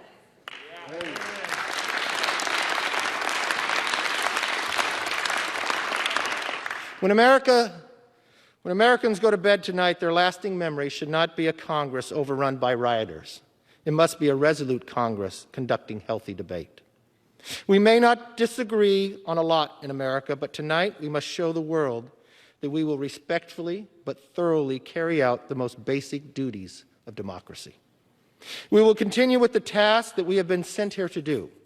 We will follow the Constitution and the law and the process for hearing valid concerns about election integrity. We'll do it with respect. We will respect your opinion. We'll respect what you say, and we're willing to listen to it. I think the nation will be better for it on both sides of the aisle. Let's show the country the mob did not win. We have a job to do it. Let's do it with pride, and let's be better when the sun rises tomorrow. With that, I yield back, Madam Speaker. Republican leader Kevin McCarthy making a plea for unity. We're also hearing strong words from Senator Mitt Romney, the only Republican senator who voted to convict President Trump in the impeachment trial 1 year ago, has been harsh in his condemnation in the weeks since the election. He spoke on the Senate floor. Mr. President, today was heartbreaking, and I was shaken to the core as I thought about the people I met in China and Russia and Afghanistan and Iraq and other places who yearn for freedom and who look to this building and these shores as a place of hope. And I saw the images being broadcast around the world, and it breaks my heart. I have 25 grandchildren. Many of them were watching TV, thinking about this building, whether their grandpa was okay. I knew I was okay. I must tell you as well, I was proud to serve with these men and women. This is an extraordinary group of people. I'm proud to be a member of the United States Senate and meet with people of integrity as we do here today. Now we gather due to a selfish man's injured pride and the outrage of supporters who he has deliberately misinformed for the past 2 months and stirred to action this very morning. What happened here today was an insurrection incited by the President of the United States. Those who choose to continue to support his dangerous gambit by objecting to the results of a legitimate democratic election will forever be seen as being complicit in an unprecedented attack against our democracy. Fairly or not, they'll be remembered for their role in this shameful episode in American history. That will be their legacy. I salute Senator Langford and Loeffler and Braun and Daines, and I'm sure others, who in the light of today's outrage have withdrawn their objection. For any who remain insistent on an audit in order to satisfy the many people who believe that the election was stolen, I'd offer this perspective. No congressional audit is ever going to convince these voters, particularly when the president will continue to say that the election was stolen.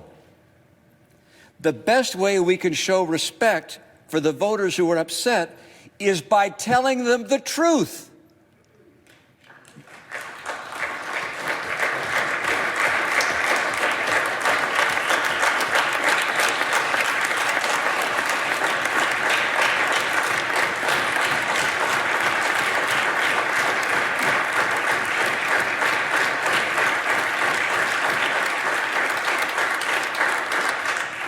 That's the burden. That's the duty of leadership. The truth is that President-elect Biden won the election. President Trump lost. I've had that experience myself. It's no fun. Scores of courts, the president's own attorney general, state election officials, both Republican and Democrat, have reached that unequivocal decision.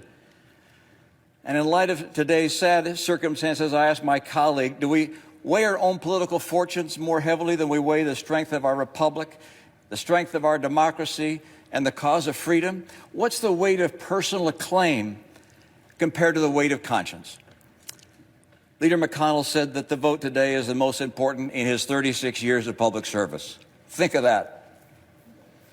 Authorizing 2 wars, voting on 2 impeachments. He said that not because the vote reveals something about the election, it's because this vote reveals something about us.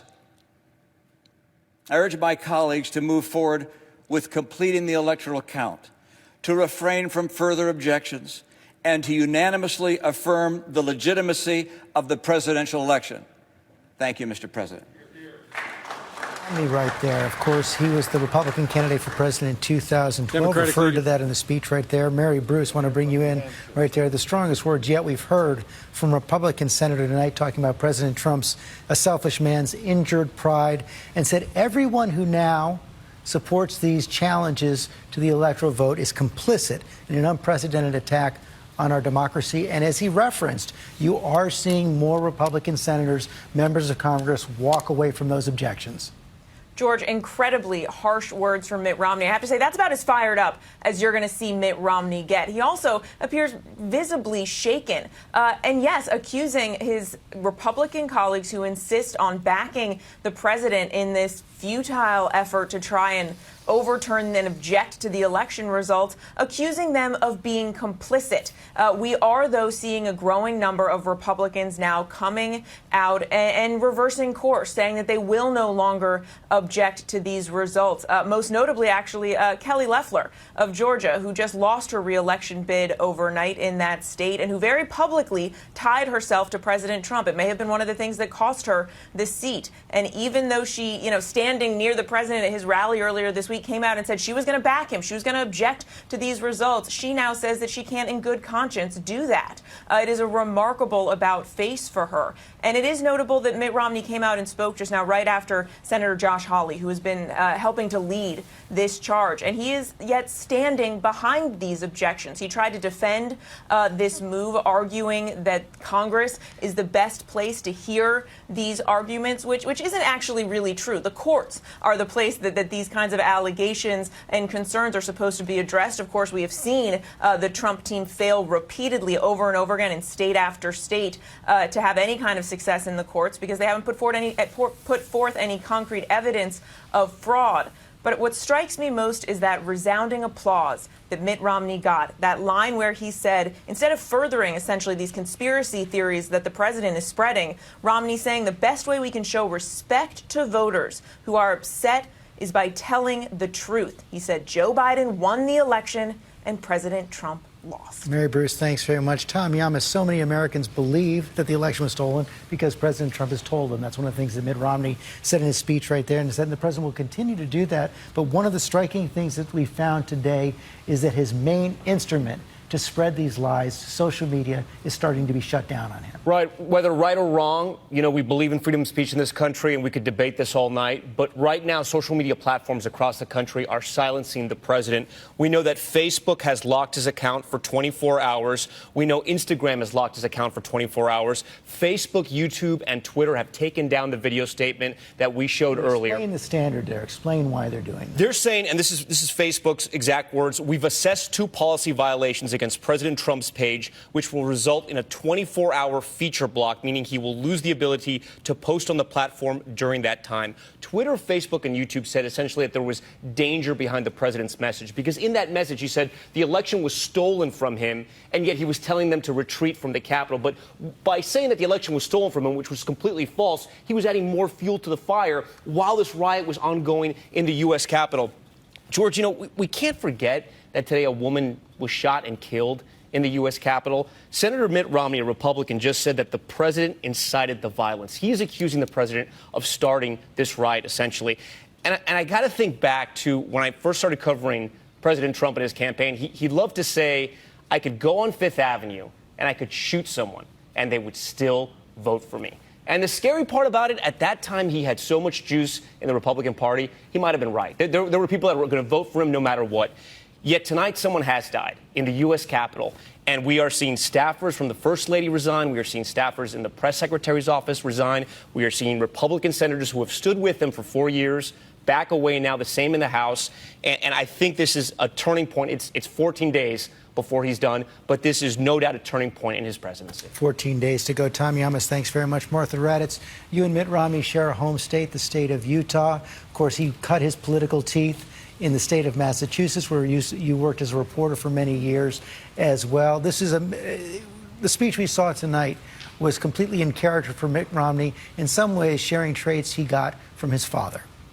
It certainly is, George, and that is really from the heart, from Mitt Romney. And, you know, I woke up this morning and was on Twitter, as so many people are, and there was Mitt Romney being harassed on his flight from the beautiful Salt Lake City, Utah, out here to Washington. There were Trump protesters on his airplane who started going after him in the airport as he was sitting there and continued to do it in flight, calling him a traitor, saying he should resign, and Mitt Romney sat calmly there. He did, as Mary said, sound shaken tonight.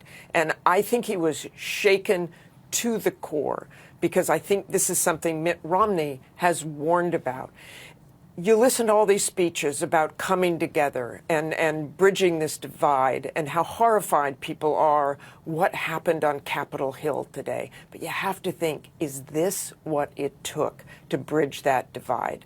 Because the president was inciting people to do this all day and before, saying the election was a fraud. And I also think about these 2 weeks. We talk about these 2 weeks. That's all we have left. We have the world looking at us right now. The whole world is looking at us. Can you imagine what we'd be saying tonight if this happened in Russia or China? We'd be appalled and laughing at our adversaries. How in the world did that happen? And they think they had control of this country, and here is the world's greatest democracy, and this happened here. We have Iran bubbling up right now. We have North Korea looking at us. In the next 2 weeks, Donald Trump will still be president of the United States, and his decisions matter in these 2 weeks, not just for our democracy, but for our national security. And one more thing, George, we're in the middle of a pandemic, and we haven't talked about that tonight. We are in the middle of a worldwide pandemic with the worst figures in the United States that we have had. And we were all out there today. I was out there today in protection, certainly, among a maskless crowd. And those maskless people are right now and tomorrow going to be heading back home, and they were from everywhere across the United States. Martha, let me press you on one point. There's no question the president will be president for the next 14 days. It appears that that is the case. But will he be able to carry out the most dangerous orders? What's running through my mind right now is the story of James Schlesinger, who was Secretary of Defense when Richard Nixon, in the final days before Watergate, was reportedly getting drunk in the White House every single night. And Schlesinger told the military commanders, if you get an order from the president, you call me first. Are we approaching the point where something like that is happening inside the top circles of the military? Well, I certainly don't think the military and the top echelon of the military would do anything they thought was morally wrong or illegal, certainly. And I think in these past few months, you've seen the senior levels of the military try to talk some sense into Donald Trump. I do know that the carrier that was in the Persian Gulf, the U.S. carrier in the region, rather, was turned around because President Trump wanted it turned around back because of tensions with Iran. And that came just a few hours after that Georgia phone call was leaked. I think we are safe with our senior military leadership. We all know that he has loyalists now in the Pentagon after firing numerous people within the Pentagon and put those loyalists, as John Carl mentioned, we have the acting Secretary of Defense, but we have many others who are very loyal to the president right now in the Pentagon. Martha Raddatz, thanks very much. The debate is continuing in the Senate and the House right now. We referenced earlier in the day the speech by President-elect Joe Biden. Many of you were probably at work during the day, did not have the chance to see that. Here are the words of the president-elect.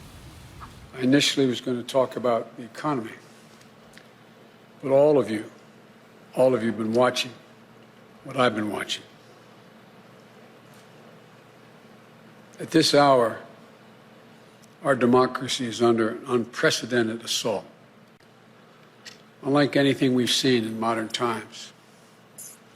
An assault on the citadel of liberty, the Capitol itself.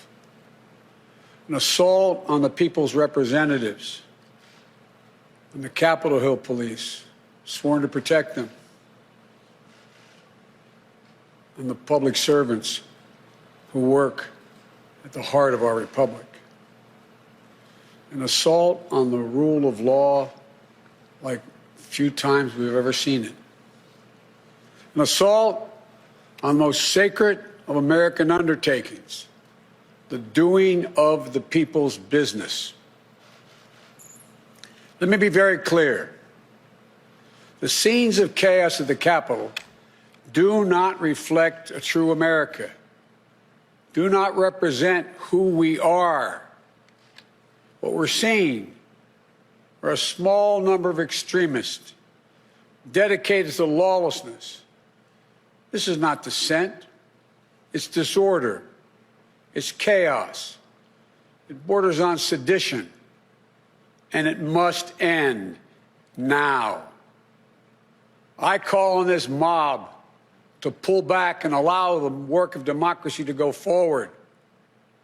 You've heard me say before in different contexts, the words of a president matter, no matter how good or bad that president is.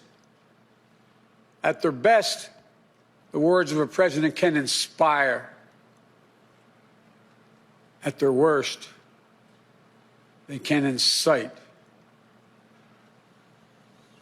And therefore, I call on President Trump to go on national television now to fulfill his oath and defend the Constitution and demand an end to this siege, to storm the Capitol, to smash windows, to occupy offices, the floor of the United States Senate, rummaging through desks, on the Capitol, on the House of Representatives, threatening the safety of duly elected officials. It's not protest, it's insurrection.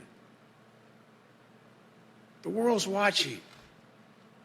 Like so many other Americans, I am genuinely shocked and saddened that our nation, so long the beacon of light and hope for democracy, has come to such a dark moment. Through war and strife, America's endured much. And we will endure here, and we will prevail again, and will prevail now. The work of the moment and the work of the next 4 years must be the restoration of democracy, of decency, honor, respect, the rule of law, just plain, simple decency. The renewal of the politics. It's about solving problems, looking out for one another, not stoking the flames of hate and chaos. As I said, America is about honor, decency, respect, tolerance. That's who we are. That's who we've always been. The certification of the Electoral College vote is supposed to be a sacred ritual, which we affirm. The purpose is to affirm the majesty of American democracy. But today's reminder, a painful one, that democracy is fragile, and to preserve it requires people of goodwill, leaders with the courage to stand up, who are devoted not to the pursuit of power, or the personal interest pursuits of their own selfish interest at any cost, but of the common good. Think what our children watching television is thinking. Think what the rest of the world is looking at. For nearly 2.5 centuries, we, the people, in search of a more perfect union, have kept our eyes on that common good. America is so much better than what we've seen today. Watching the scenes from the Capitol, I was reminded, as I prepared other speeches in the past, I was reminded of the words of Abraham Lincoln in his annual message to Congress, whose work has today been interrupted by chaos. Here's what Lincoln said. He said, "We shall nobly save or merely lose the last best hope on earth." Went on to say, "The way is plain peaceful, generous, just, a way which, if followed, the world will forever applaud and God must forever bless. The way is plain here, too. That's who we are. It's the way of democracy, of respect, of decency, of honor, and commitment as patriots to this nation. Notwithstanding what I saw today, and we're seeing today, I remain optimistic about the incredible opportunities. There has never been anything we can't do when we do it together. And this god-awful display today is bringing home to every Republican and Democrat and Independent in the nation that we must step up. This is the United States of America. There's never, ever, ever, ever, ever been a thing we've tried to do that we've done it together. We've not been able to do it. So, President Trump, step up. May God bless America. And may God protect our troops and all those folks at the Capitol who are trying to preserve order. Thank you, and I'm sorry to have kept you waiting. Joe Biden, President-elect of the United States, 14 days he will be President of the United States. All of the living former presidents spoke out today. Jimmy Carter, Bill Clinton, George W. Bush, Barack Obama, all united in their condemnation of what they saw in the Capitol today, something no American could ever imagine. The Capitol under siege by protesters, rioters, as the certification of the electoral votes for Joe Biden was opening up. I want to bring in Mark Updegrove, presidential historian, to see those presidents come out one after another, all in stark relief to what we were seeing from the current president of the United States, was something that it is almost impossible to imagine, something we have never seen before, a nation that is built around the hallmark of a peaceful transfer of power. You're absolutely right, George. I think Franklin Roosevelt said that the presidency is a place preeminently of moral leadership. And we are obviously not seeing moral leadership from our incumbent president. Okay. So our former presidents have stepped up to fill the void. But I'm reminded of the words of another president upon taking office, and that was Gerald Ford in the wake of Watergate and the resignation of Richard Nixon in August of 1974. He said, "Our long national nightmare is over. Our Constitution works. We are a nation of laws and not men. Here the people rule." And while we saw in America a national nightmare today play out, we have to remember that democracy ultimately triumphed. Here the people rule. Joseph R. Biden will, in fact, take the oath of office on January 20th of this year and become the 46th president of the United States. The people have spoken, our Constitution works, and we will move on as a nation. The system was tested, but the system held. Mark Updegrove, thanks very much. I want to go to the Senate floor right now. Lindsey Graham, who has been perhaps the most stalwart supporter of the president in the Senate these last few years, his golfing buddy, golf whisperer for the president, most loyal supporter, just won re-election in November, taking to the Senate floor and writing himself away from the objections to the certification of the Electoral College. Die, but no time soon. Tim and I have a good relationship. I love Tim Scott. 1876, South Carolina, Louisiana, and Florida sent two slate of electors. They had two governments, by the way, and we didn't know what to do. Why did South Carolina, Florida, and Louisiana do it? To hold the country hostage to end Reconstruction. It worked. The commission was 8-7. It didn't work. Nobody accepted it. The way it ended is when Hayes did a deal with these three states. You give me the electors, I'll kick the Union Army out. The rest is history. It led to Jim Crow.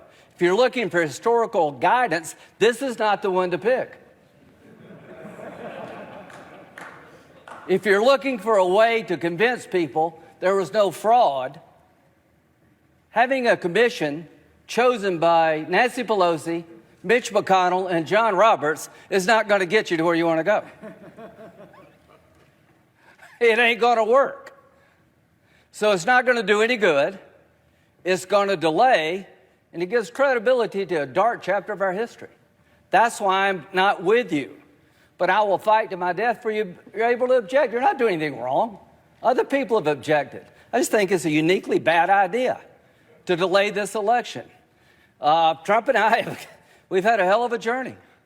I hate it to end this way. Oh, my God, I hate it. From my point of view, he's been a consequential president. But today, first thing you'll see. All I can say is count me out. Enough is enough. I've tried to be helpful. But when the Wisconsin Supreme Court ruled 4-3 that they didn't violate the Constitution of Wisconsin, I agree with the 3, but I accept the 4. If Al Gore can accept 5-4, he's not president. I can accept Wisconsin 4-3.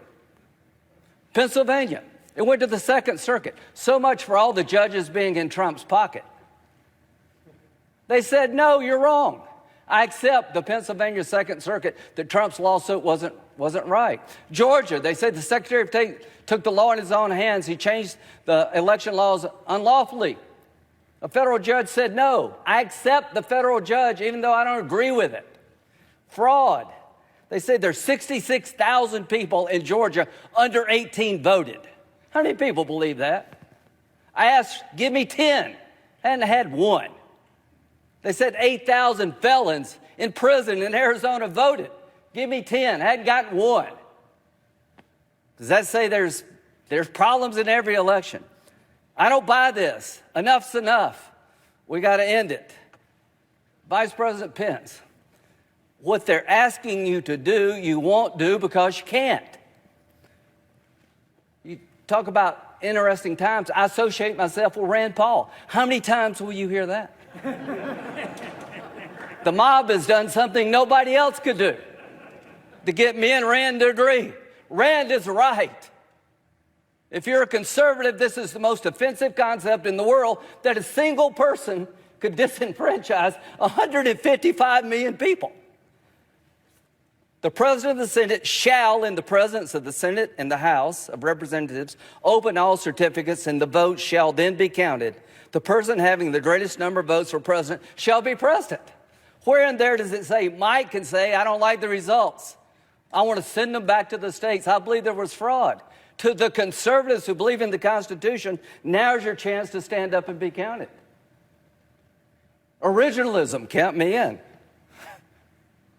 It means what it says. So, Mike, Mr. Vice President, just hang in there. They said we can count on Mike. All of us can count on the Vice President.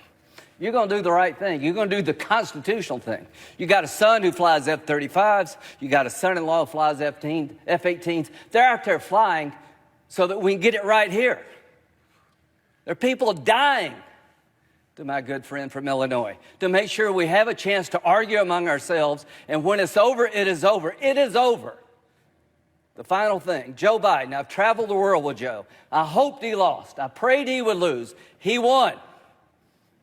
He's the legitimate president of the United States. I cannot convince people, certain groups, by my words, but I will tell you by my actions that maybe I, above all others in this body, need to say this. Joe Biden and Kamala Harris are lawfully elected and will become the president and the vice president of the United States on January the 20th. Lindsey Graham, Senator from South Carolina. Now the vote on the objections to the Arizona electors. Mrs. Murray. Mr. Paul. Mr. Peters. Mr. Portman. Mr. Reed. Mr. Risch, Mr. Romney, Ms. Rosen, Mr. Rounds, Mr. Rubio, Mr. Sanders, Mr. Sass, Mr. Schatz. Hearing the no votes, that means they are Mr. rejecting Schumer. the challenge. Mr. Scott of Florida. Mr. Scott of South Carolina. Mrs. Shaheen. Mr. Shelby. Ms. Sinema. Ms. Smith. Ms. Stabenow. Mr. Sullivan. Mr. Tester. Mr. Thune. Mr. Tillis. Mr. Toomey. This is not going to be close. Mr. Tuberville. Mr. Van Hollen. Mr. Warner. Ms. Warren. Mr. Whitehouse. Mr. Wicker. Mr. Wyden. Mr. Young.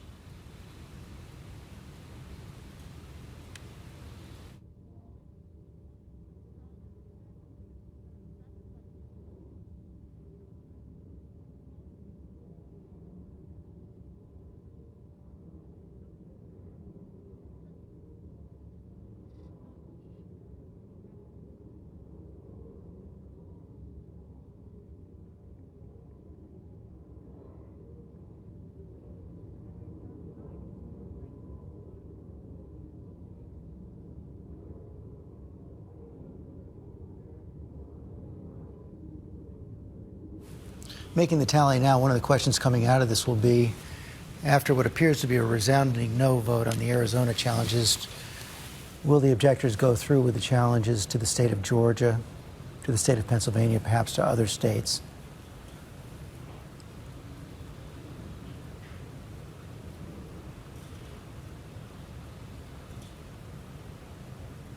Of course, the House will have to vote as well. Independent body, making independent decisions.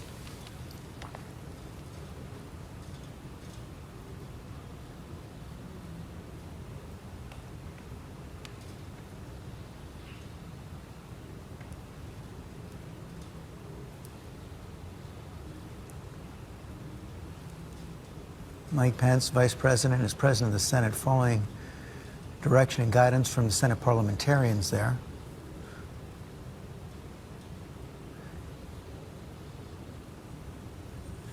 Even through the mask, you could hear the senators making their wishes clear.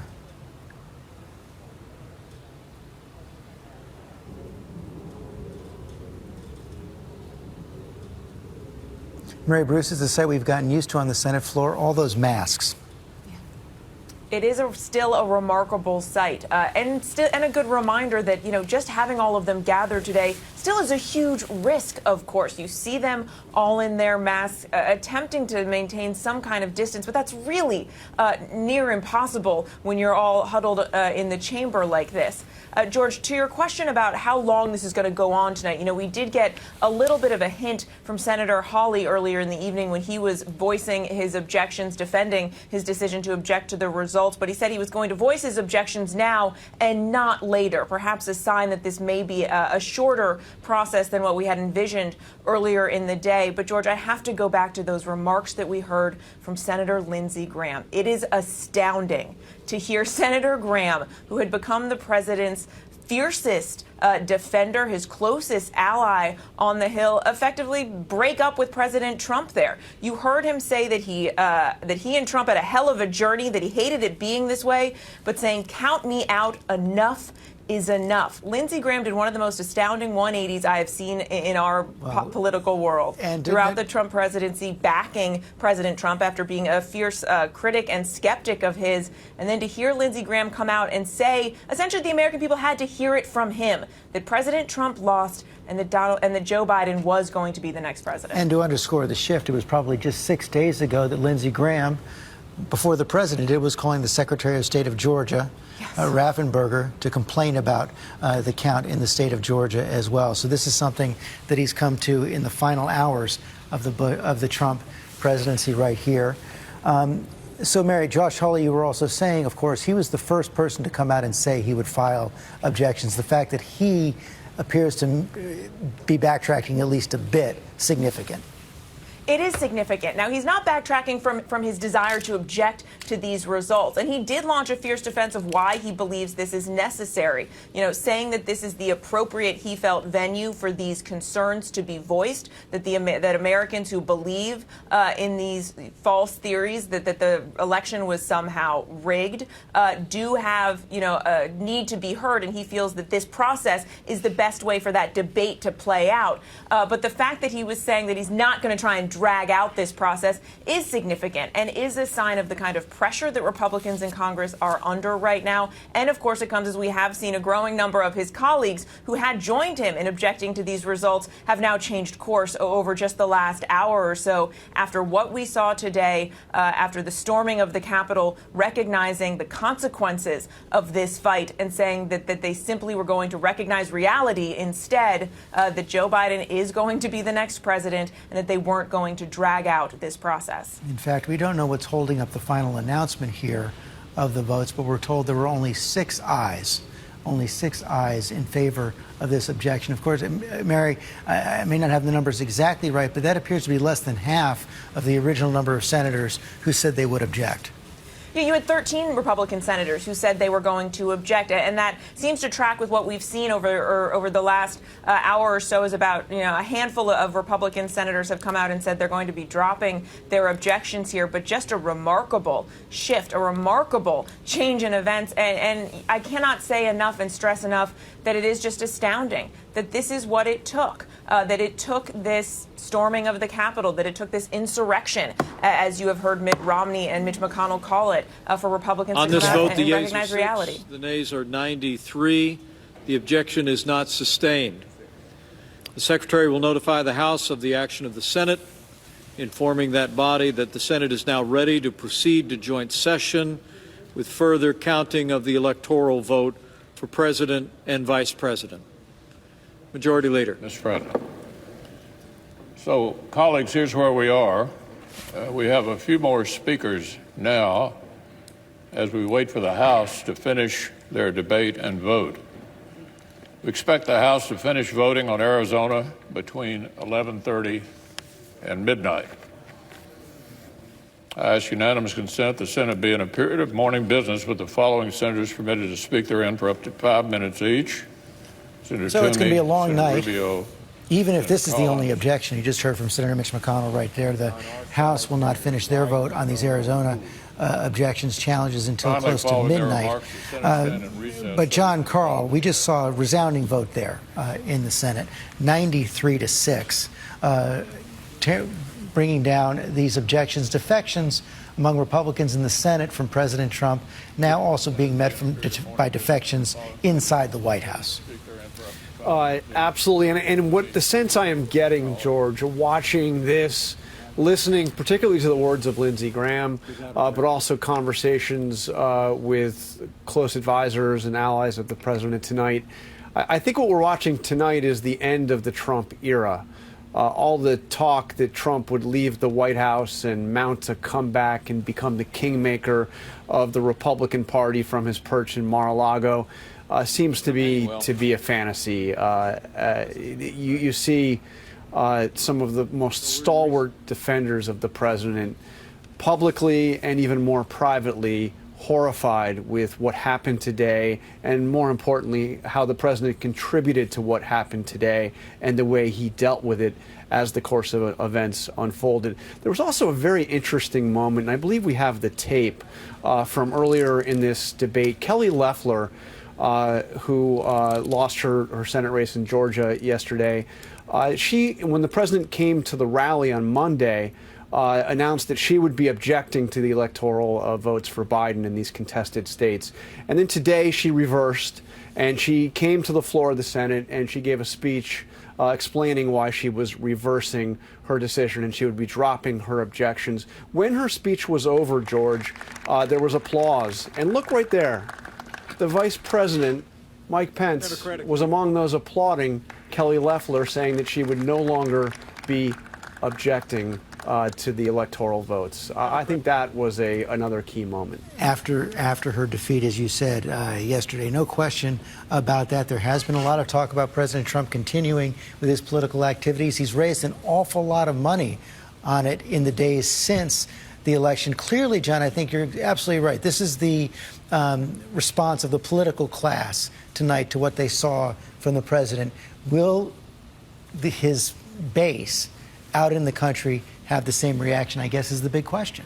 It's a big question. Look, I've spent, God knows, countless time at Trump rallies over the last 4.5, nearly 5 years, out, while he was campaigning, while he was president.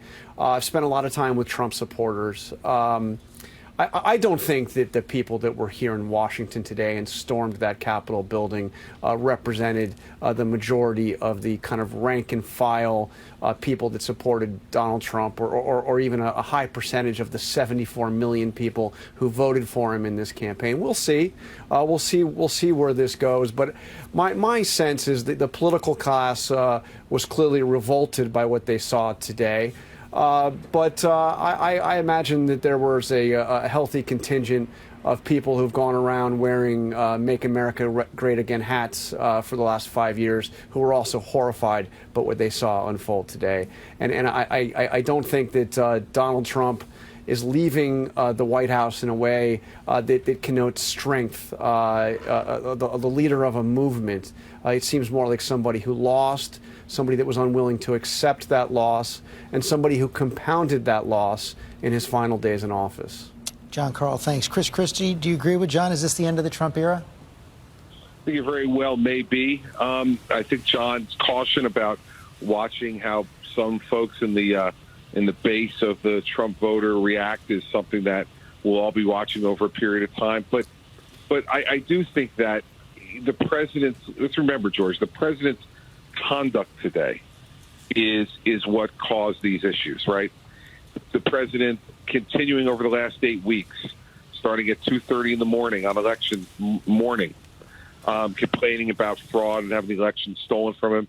His constant focus on that, not on the COVID crisis, not on the negotiation of a budget or the COVID bill, but constantly and almost with blinders on focus on this issue when there was no evidence at all behind it, culminated today with him finding some sense of glory in standing in front of those protesters and implying to them that, he wanted them to use their strength, whatever that meant, and get up to Capitol Hill. And I don't think the president intended to have what happened in terms of the storming of the building and all of that. But what he has repeatedly misunderstood, I think, is the power of the words of the person who stands behind the seal of the President of the United States. And I said this on election night, as you know, that the power of those words matter. And so I think today, George, what we've seen is the culmination of someone who refused to recognize the norms that go along with the presidency in this country, and rode that hard for as long as he could. But today, I think he got thrown off that horse. Chris Christie, thanks very much. Rahm Emanuel, the appeal of Donald Trump to so many at the beginning of his presidency as he was running for president is that he was someone who would come in and disrupt America is that he was taking over a broken Republican Party. 4 years ago at his inaugural, he talked about American carnage.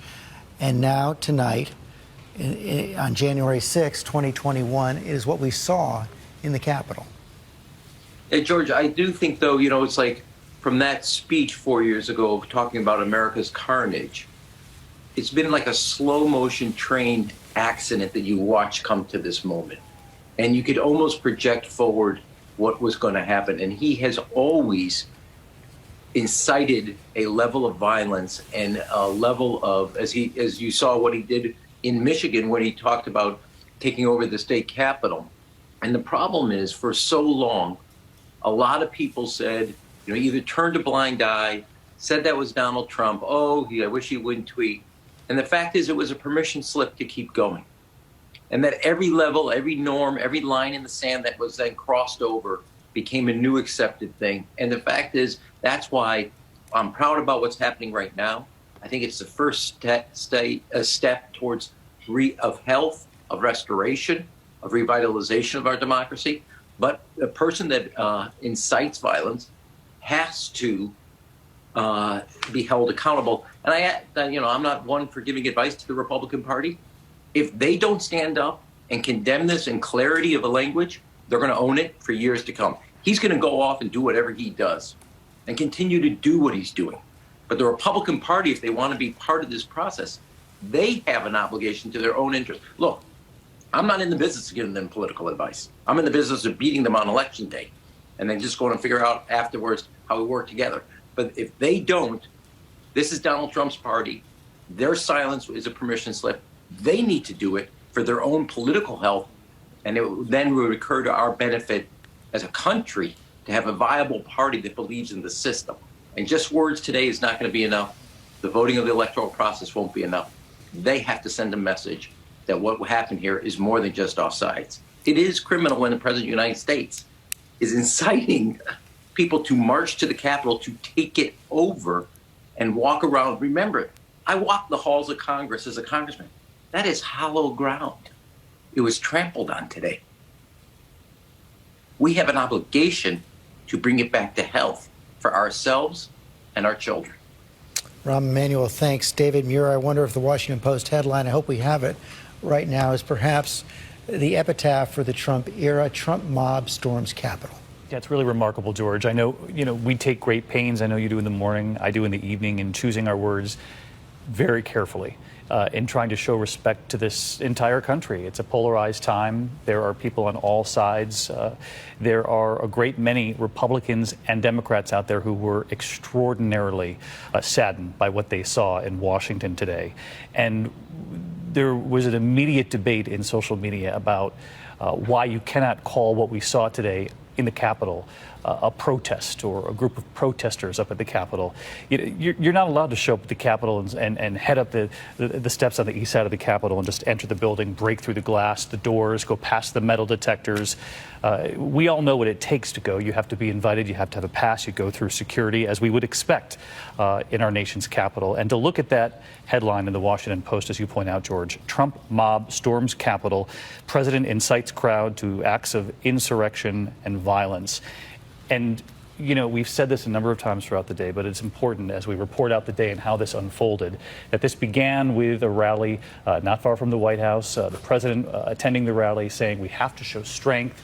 We should march on the Capitol. He encouraged them. He said we would march together. He did not make that march, but he did, as we reported throughout the day today, watch from inside the White House as this played out on live television along with the rest of the country. We do have some reporting tonight that he rebuffed early requests for perhaps the National Guard to be sent in once we saw how dangerous this had become at the Capitol. But again, in choosing our words carefully, the Washington Post putting it right on the cover. The Trump mob, incited by his own words this morning, conducting themselves at the Capitol in a way we have never seen here in this country. I have not seen it before. Lindsay Davis, President Obama often said that history doesn't move in a state line, but the arc of history bends toward justice, quoting Martin Luther King, when you look at the events of the last 24 hours, that push and pull of history is so clear. And do want to just mention on that note that the Boston Celtics walked off as a team before returning to play tonight, noting the double standard between what happened in Kenosha and what happened in Washington, D.C. today. Let's not forget that it was just 1 hour after midnight on this day that Raphael Warnock declared victory in a victory speech, becoming Georgia's first black senator, only the 11th black senator in American history. And as you take one step forward, two steps back, because hours after that declaration, you had the Capitol breached, and inside the Confederate flag being brazenly waved by an anarchist. And it was interestingly, because Raphael Warnock, of course, he's a pastor before politician, at the end of his victory speech, he said, "I remember my dad used to wake me up every morning at dawn. It was morning, but it was still dark. It's dark right now, but morning comes. Let us rise up, greet the morning, and meet the challenges of this moment." And ironically and interestingly, it was that same analogy that was used tonight by Republican Congressman Kevin McCarthy, who said, "Let us be better when morning comes." And I guess the question really is right now, is this our darkest hour before dawn? Lindsay, thanks very much. Rick Klein, let's take a look just at the politics of this right now. We were talking about the Republican Party and Donald Trump. As he is leaving office, Democrats control the House by diminished margins right now, but they control the House. They will control the Senate, 50-50, but they're going to control the Senate. He's lost his race for the White House. For so many years, it appeared that he had this mystical hold over his base. It appeared that he had a mystical hold at times over elected Republicans in Washington as well. Is the spell broken? He was bulletproof. It was magic what he could do in Republican primaries, in general election races, and all of a sudden that myth is gone.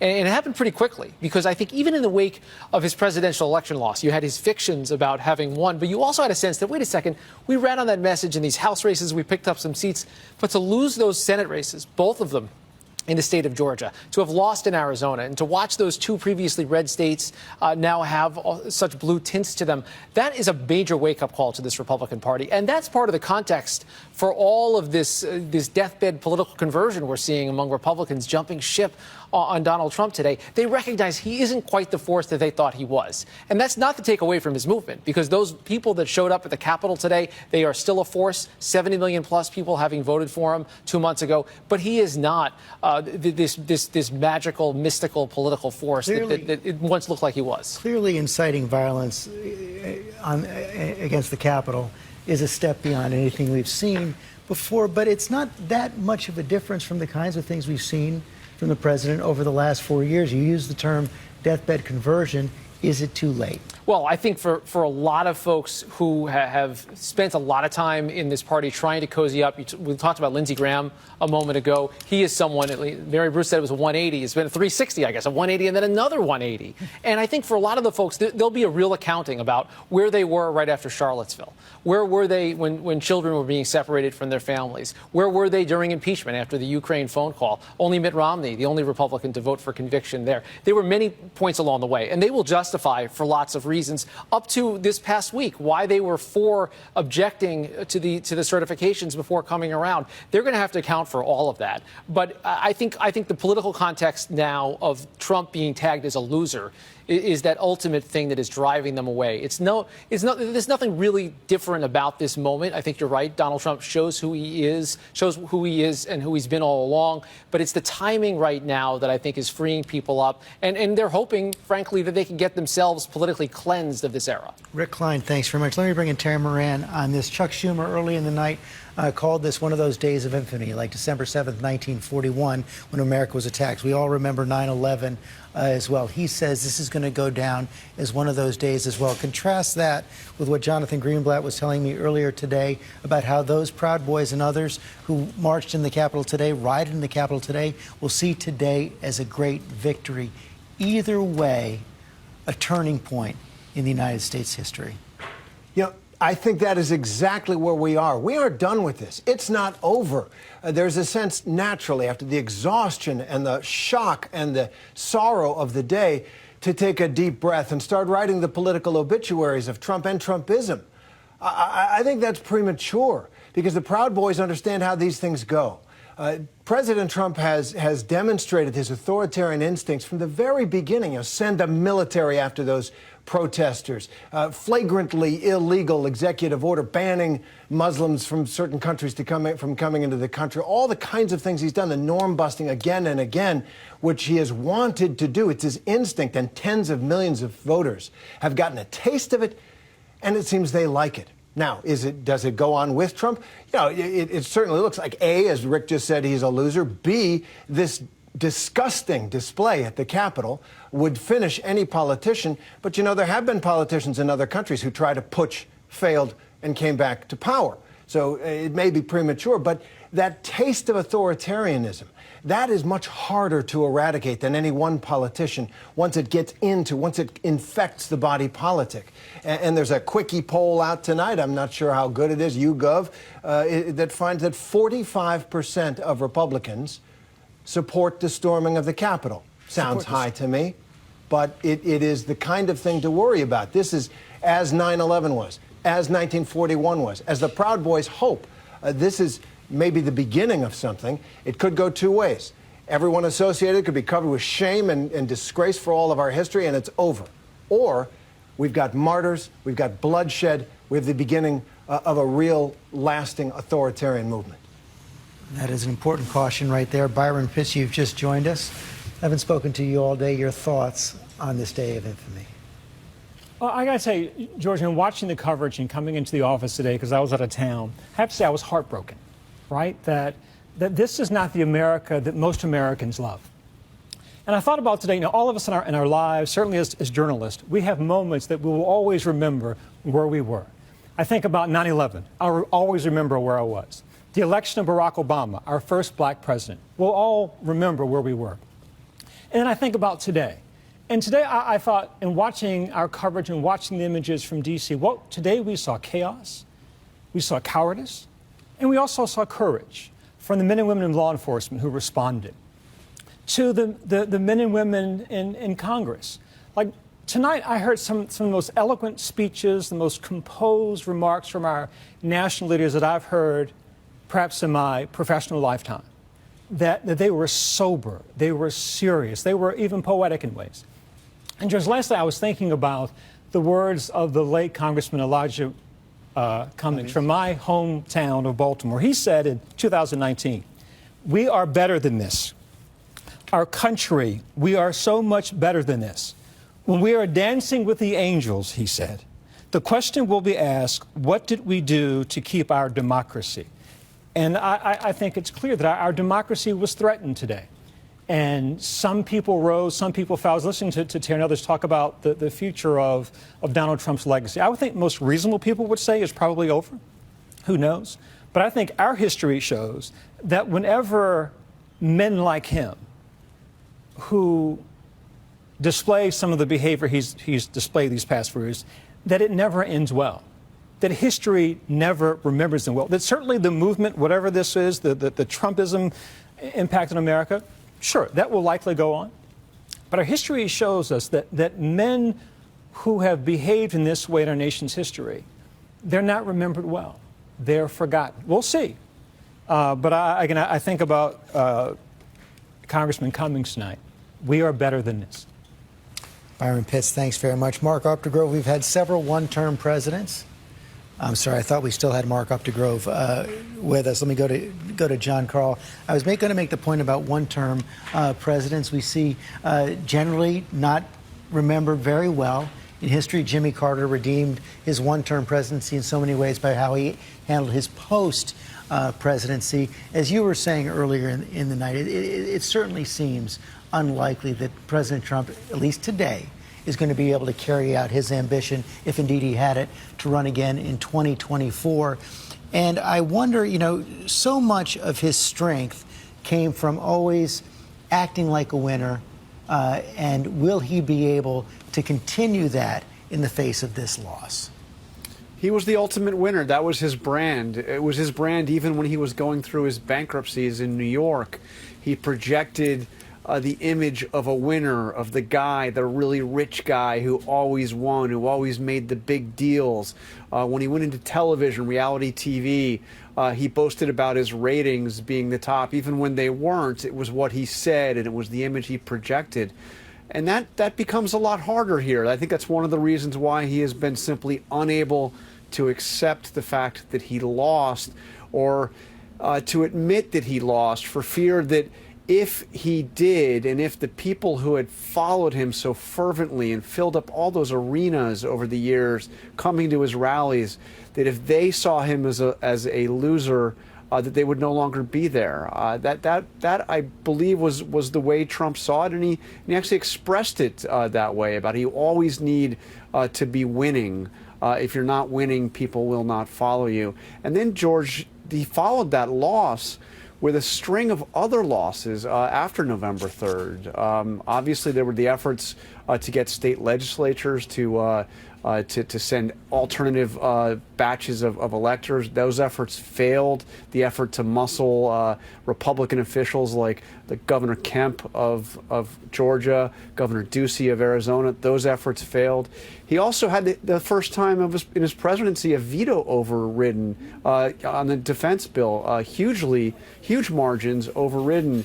He made a threat about vetoing the COVID relief bill and then caved without getting anything for it. Then he lost in Georgia, 2 Senate races, 2 Senate seats. He lost control of the Senate following what happened 2 years ago when the Republicans lost control of the House. This is a lot of losses. And then the losses that we're going to see tonight. Ultimately, we saw that embarrassing defeat in the Senate, 93-6, against his efforts to challenge those electoral votes in Arizona. This is not on brand, to say the least, for Donald Trump. It's not where he has gotten his strength. He is now looking more and more like a loser. He's going to have to find a way to come to terms with that and reverse that to have any hope of having any, I believe, having influence. That said, George, one last thing on this. He did, create, one of the most energetic and biggest political movements, certainly of my lifetime. This was a huge political movement. He won the biggest upset victory 4 years ago that we have seen in modern American political history by beating Hillary Clinton, getting elected president without ever having held another job in government, something that had never been done.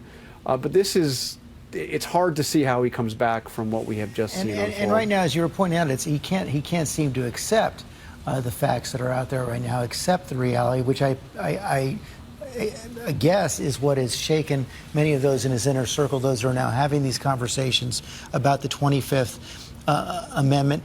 We know that they've been had it among the cabinet members. To what extent do you know how much Vice President Mike Pence has been brought in to these conversations and whether they'll actually reach a point of critical mass? It's unclear to me. I agree with what Dan Abrams said, that this is a long shot. I mean, you would need a majority of the cabinet, and then you would need the ascension of the vice president.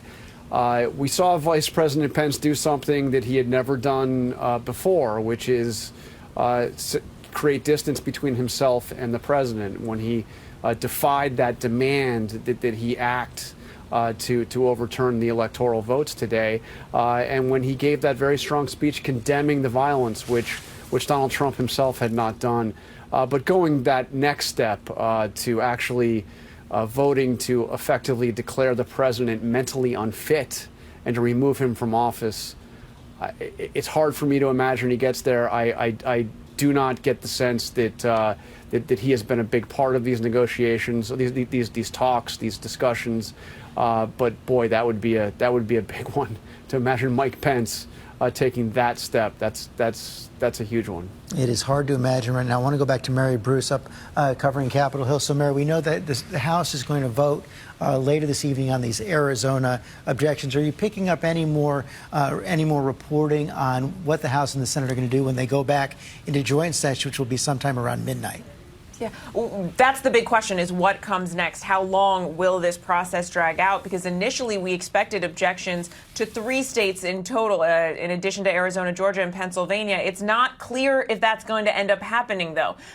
Many of those who had been previously objecting, many of those Republicans have obviously now changed course, come out and said, given what we saw today, they are no longer going to stand in the way of certifying these results. And as we've said, even Josh Hawley, who's been a leader really of this movement, this show here to try and publicly object to the results, saying that he voiced his objections earlier. He's not going to do so. In fact, he spoke earlier about his objections in Pennsylvania. So I think it is likely that we're going to see a shorter evening here. Short being a relative term, of course, because it is still likely to drag on until, for another hour plus here. But what we do know is that it's clear that Republican leadership wants this to end. A reminder that Mitch McConnell didn't want this to happen to begin with. They have made very clear that this is going to be over tonight. The question is just exactly how long this is going to take. Mary Bruce, thanks very much. Rick Klein, what a difference a week makes.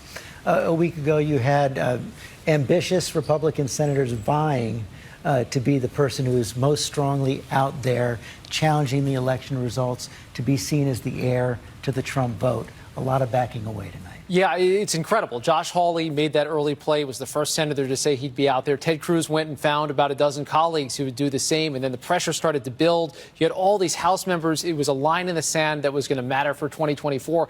I think today's debate actually will matter, but for much different reasons. And I think it's bigger than just the next presidential election. It's where you stood at this critical moment. And I think any lawmaker who's going to stand up and say they still had a major problem with the election results, despite all the evidence, and then despite what we saw today, the results of that rhetoric, that misleading rhetoric from the president and his allies, that is a major statement. And that's not to say that there won't be a portion of the party that will continue to believe that that's important, that they won't continue to believe that there should be another president seated because there were irregularities. But it is to say that it's just not true.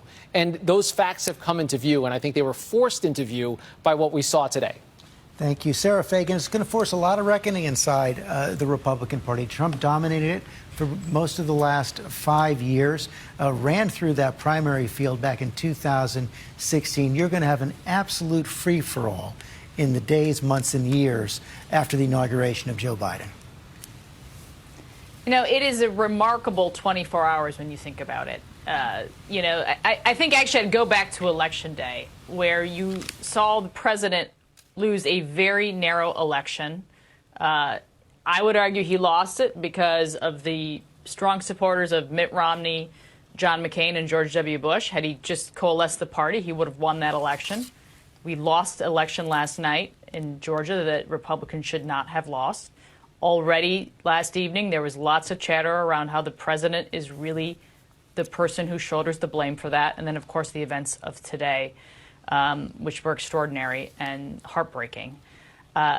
I think his fortunes have changed very, very quickly. He may come back. I do think there's a large percentage of the Republican base who loves him, who will dismiss all of this.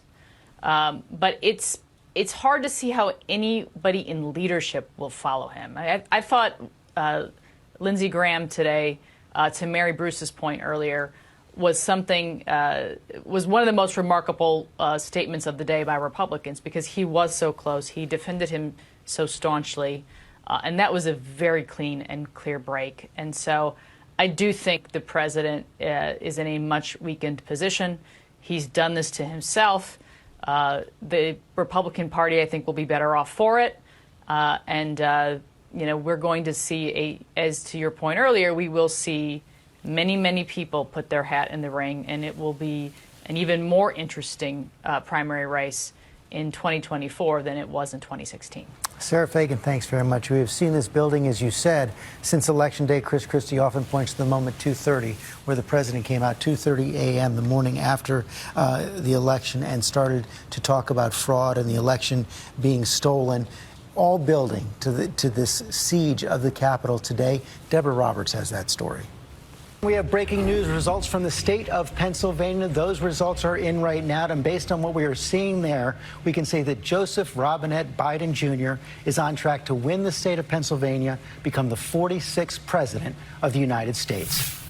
The president's attack against the integrity of the election started right on election night as his early lead in the swing states began to erode, tweeting, "We are up big, but they're trying to steal the election." The allegations of widespread voter fraud coming even as the votes were still being counted. This is a fraud on the American public. This is an embarrassment to our country. We were getting ready to win this election. Frankly, we did win this election. We want all voting to stop. We don't want them to find any ballots at 4 o'clock in the morning. And the president's supporters quickly responding, rallying in Detroit, demanding that officials stop the count. 4 days after the election, Pennsylvania's results push Joe Biden into the win column. He is the president-elect. It's time to put away the harsh rhetoric. But the current president refusing to accept defeat, his legal team getting to work, filing multiple lawsuits. These lawsuits will be brought starting on Monday. With lawsuit after lawsuit failing, Team Trump begins pushing for Republican state officials to overturn the voters' choice and appoint Trump's electors instead of Biden's. If it was happening in another country, you know exactly what you'd call it. You'd call it a coup. When the president strikes out in changing the outcomes in Pennsylvania and Arizona, he turns up the heat on Georgia officials, tweeting, "Why won't the hapless governor of Georgia use his emergency powers to overrule his obstinate Secretary of State? Georgia Republicans are angry. All Republicans are angry. Get it done." State officials blame the constant barrage of attacks for death threats against them and their families. Mr. President, it looks like you likely lost the state of Georgia.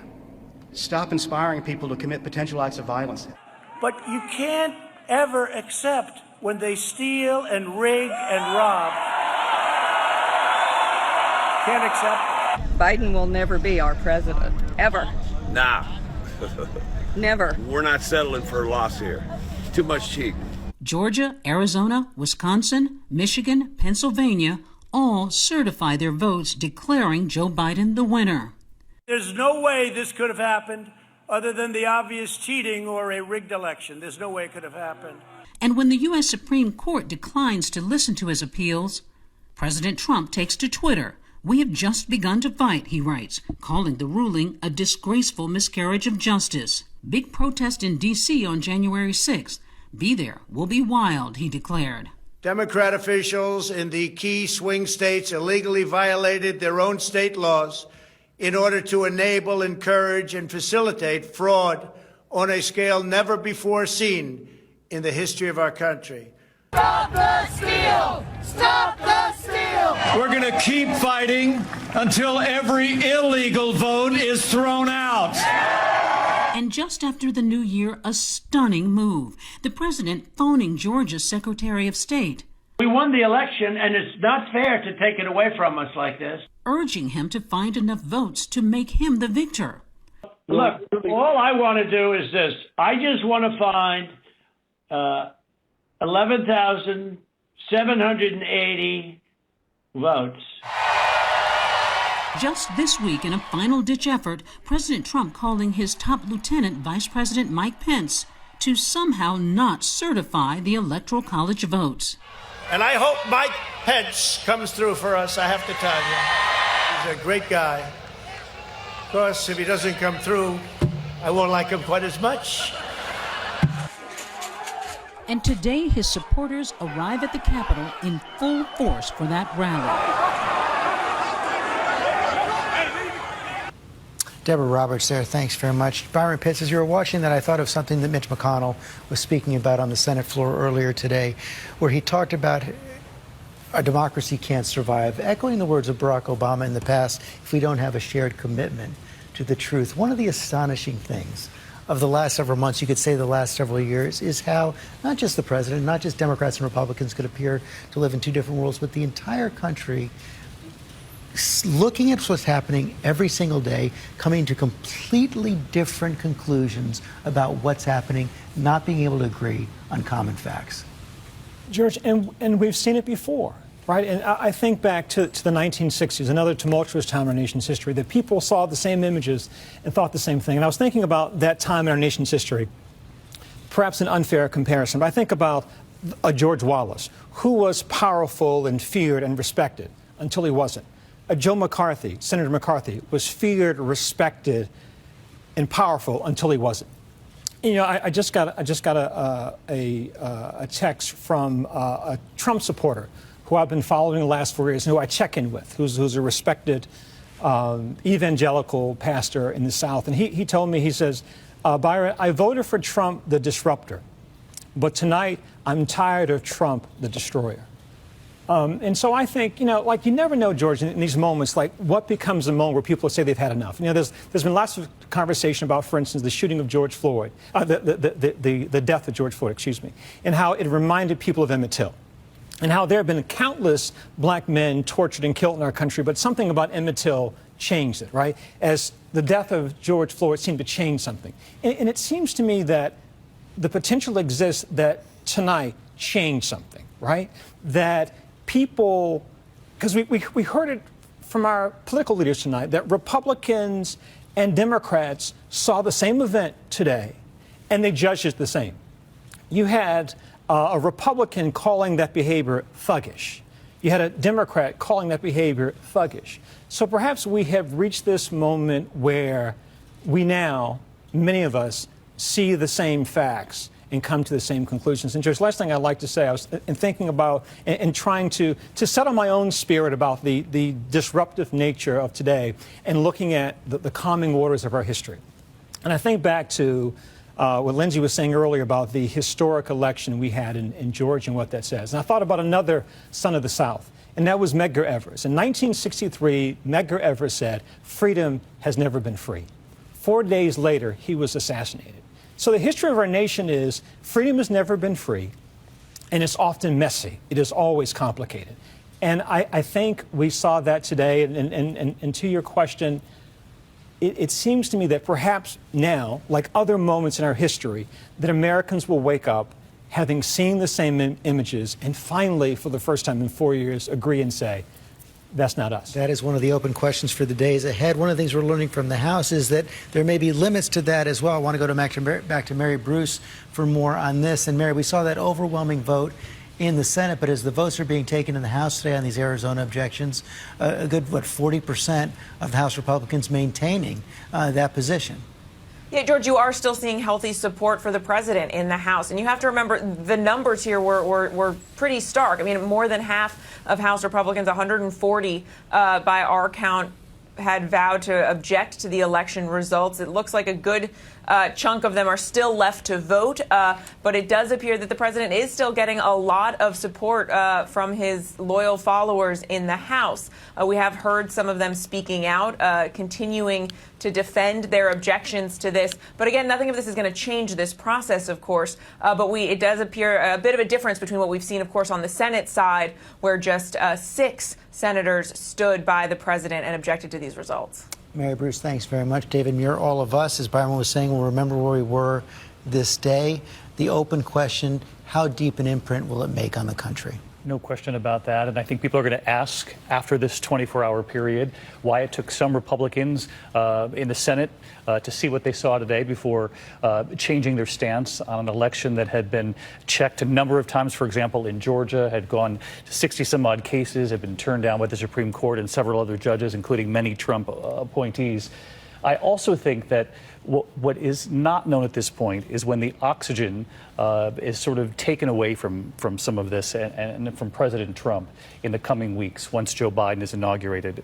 When we report, as we do every day, on the 360,000 Americans who've died from coronavirus, how much oxygen Donald Trump is going to be able to get anymore. I think we've debated here tonight whether we're witnessing an end or a turning point or what have you. I do think that the heaviness of this moment and all of the other issues we face in this country will dictate that we turn a corner, whether Donald Trump and whether his supporters want that or not.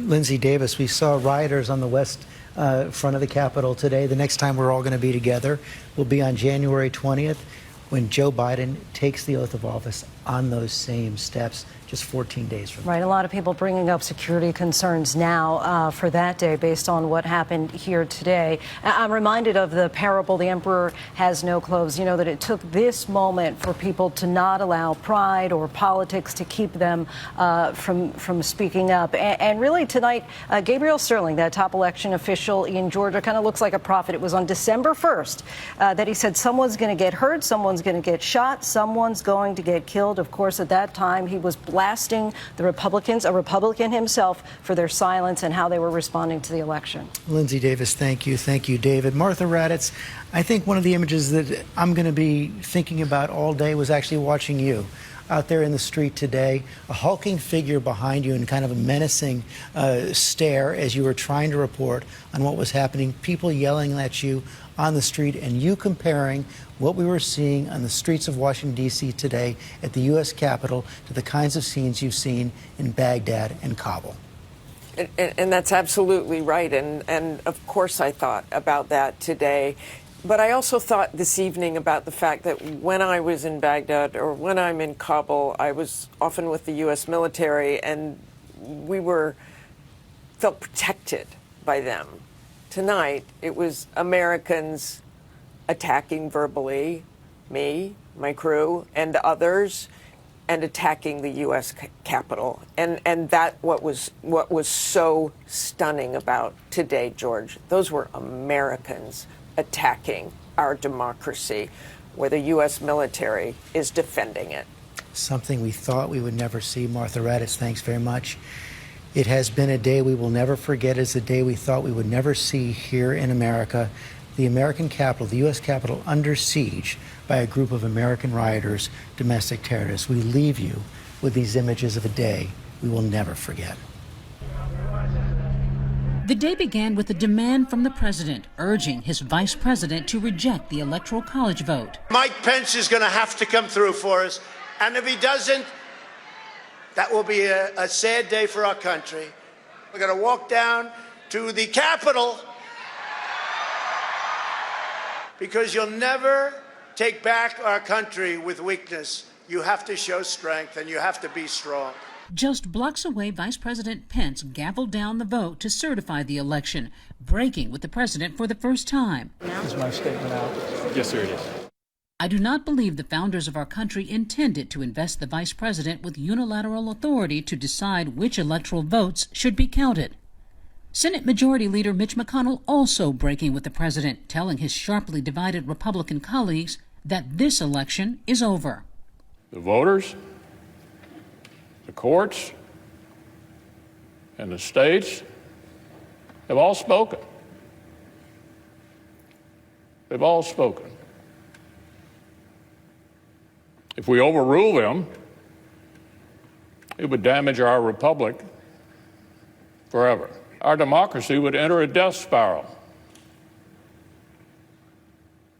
We'd never see the whole nation accept an election again. Every 4 years would be a scramble for power at any cost. But there's still 13 Republican senators ready to contest the vote. Ted Cruz of Texas trying to make the case. I am not arguing for setting aside the result of this election. We appoint an electoral commission to conduct a 10-day emergency audit, consider the evidence, and resolve the claims. And they shot him in the face. Minutes after Cruz's speech, bedlam breaking out in the streets. Rioters storming the Capitol, smashing windows, pushing up the stairs and into the building, and down the halls toward the very chambers where the proceedings were underway. As outnumbered Capitol Police try to hold the angry mob back, lawmakers don gas masks and are quickly hustled out of the chamber into safety. Staffers throughout the building warned to shelter in place as the angry mob floods the Capitol. We want our country back. This is our country. This is our house. One man carrying a large Confederate flag just outside the Senate chamber, and inside another taking to the podium himself to declare Trump had won the election. This man sprawled out in Speaker of the House Nancy Pelosi's office. Vice President Pence is rushed out of the building by the Secret Service, tweeting shortly after, The violence and destruction taking place at the U.S. Capitol must stop, and it must stop now. Anyone involved must respect law enforcement officers and immediately leave the building. Then, news breaking that a woman inside the Capitol had been shot in the neck, apparently by a law enforcement officer. She's rushed to the hospital in critical condition. They brought out a woman on a stretcher, rushed her inside. We did see blood gushing from her. Hours later, she's pronounced dead. Today, a young lady lost her life because she went too far, and she went through a door that unfortunately I was nearby. And when she came through the door, an officer had to make a decision to put her down, and she lost her life. 100 miles away in Delaware, tough words and a plea from President-elect Joe Biden. I call on President Trump to go on national television now to fulfill his oath and defend the Constitution and demand an end to this siege. It's not protest, it's insurrection. Just after 4, Biden speaks, calling on Trump to demand that his followers end the siege. At this hour, our democracy is under an unprecedented assault, unlike anything we've seen in modern times. Minutes later, President Trump releasing a short video repeating his false claims of election fraud. I know your pain. I know you're hurt. We had an election that was stolen from us. It was a landslide election, and everyone knows it. But you have to go home now. We have to have peace. Reinforcements finally arrive, including the National Guard, slowly pushing the crowds back, setting off gas grenades on the steps of the building. At 6 o'clock, the mayor of D.C. imposed a curfew. The streets flooded with riot police. After, Trump doubles down again on Twitter, justifying the attack, saying, "These are the things and events that happen when a sacred landslide election victory is so unceremoniously and viciously stripped away from great patriots." A curfew is in effect at 1800 hours until 600 hours tomorrow. D.C. police reporting that 5 weapons have been recovered and at least 13 arrests made thus far. Tonight, lawmakers returning to the Capitol chamber to resume the certification of the electoral vote. We will not be kept out of this chamber by thugs, mobs, or threats. We will not bow to lawlessness or intimidation. We are back at our posts. We will discharge our duty under the Constitution and for our nation. And we're going to do it tonight.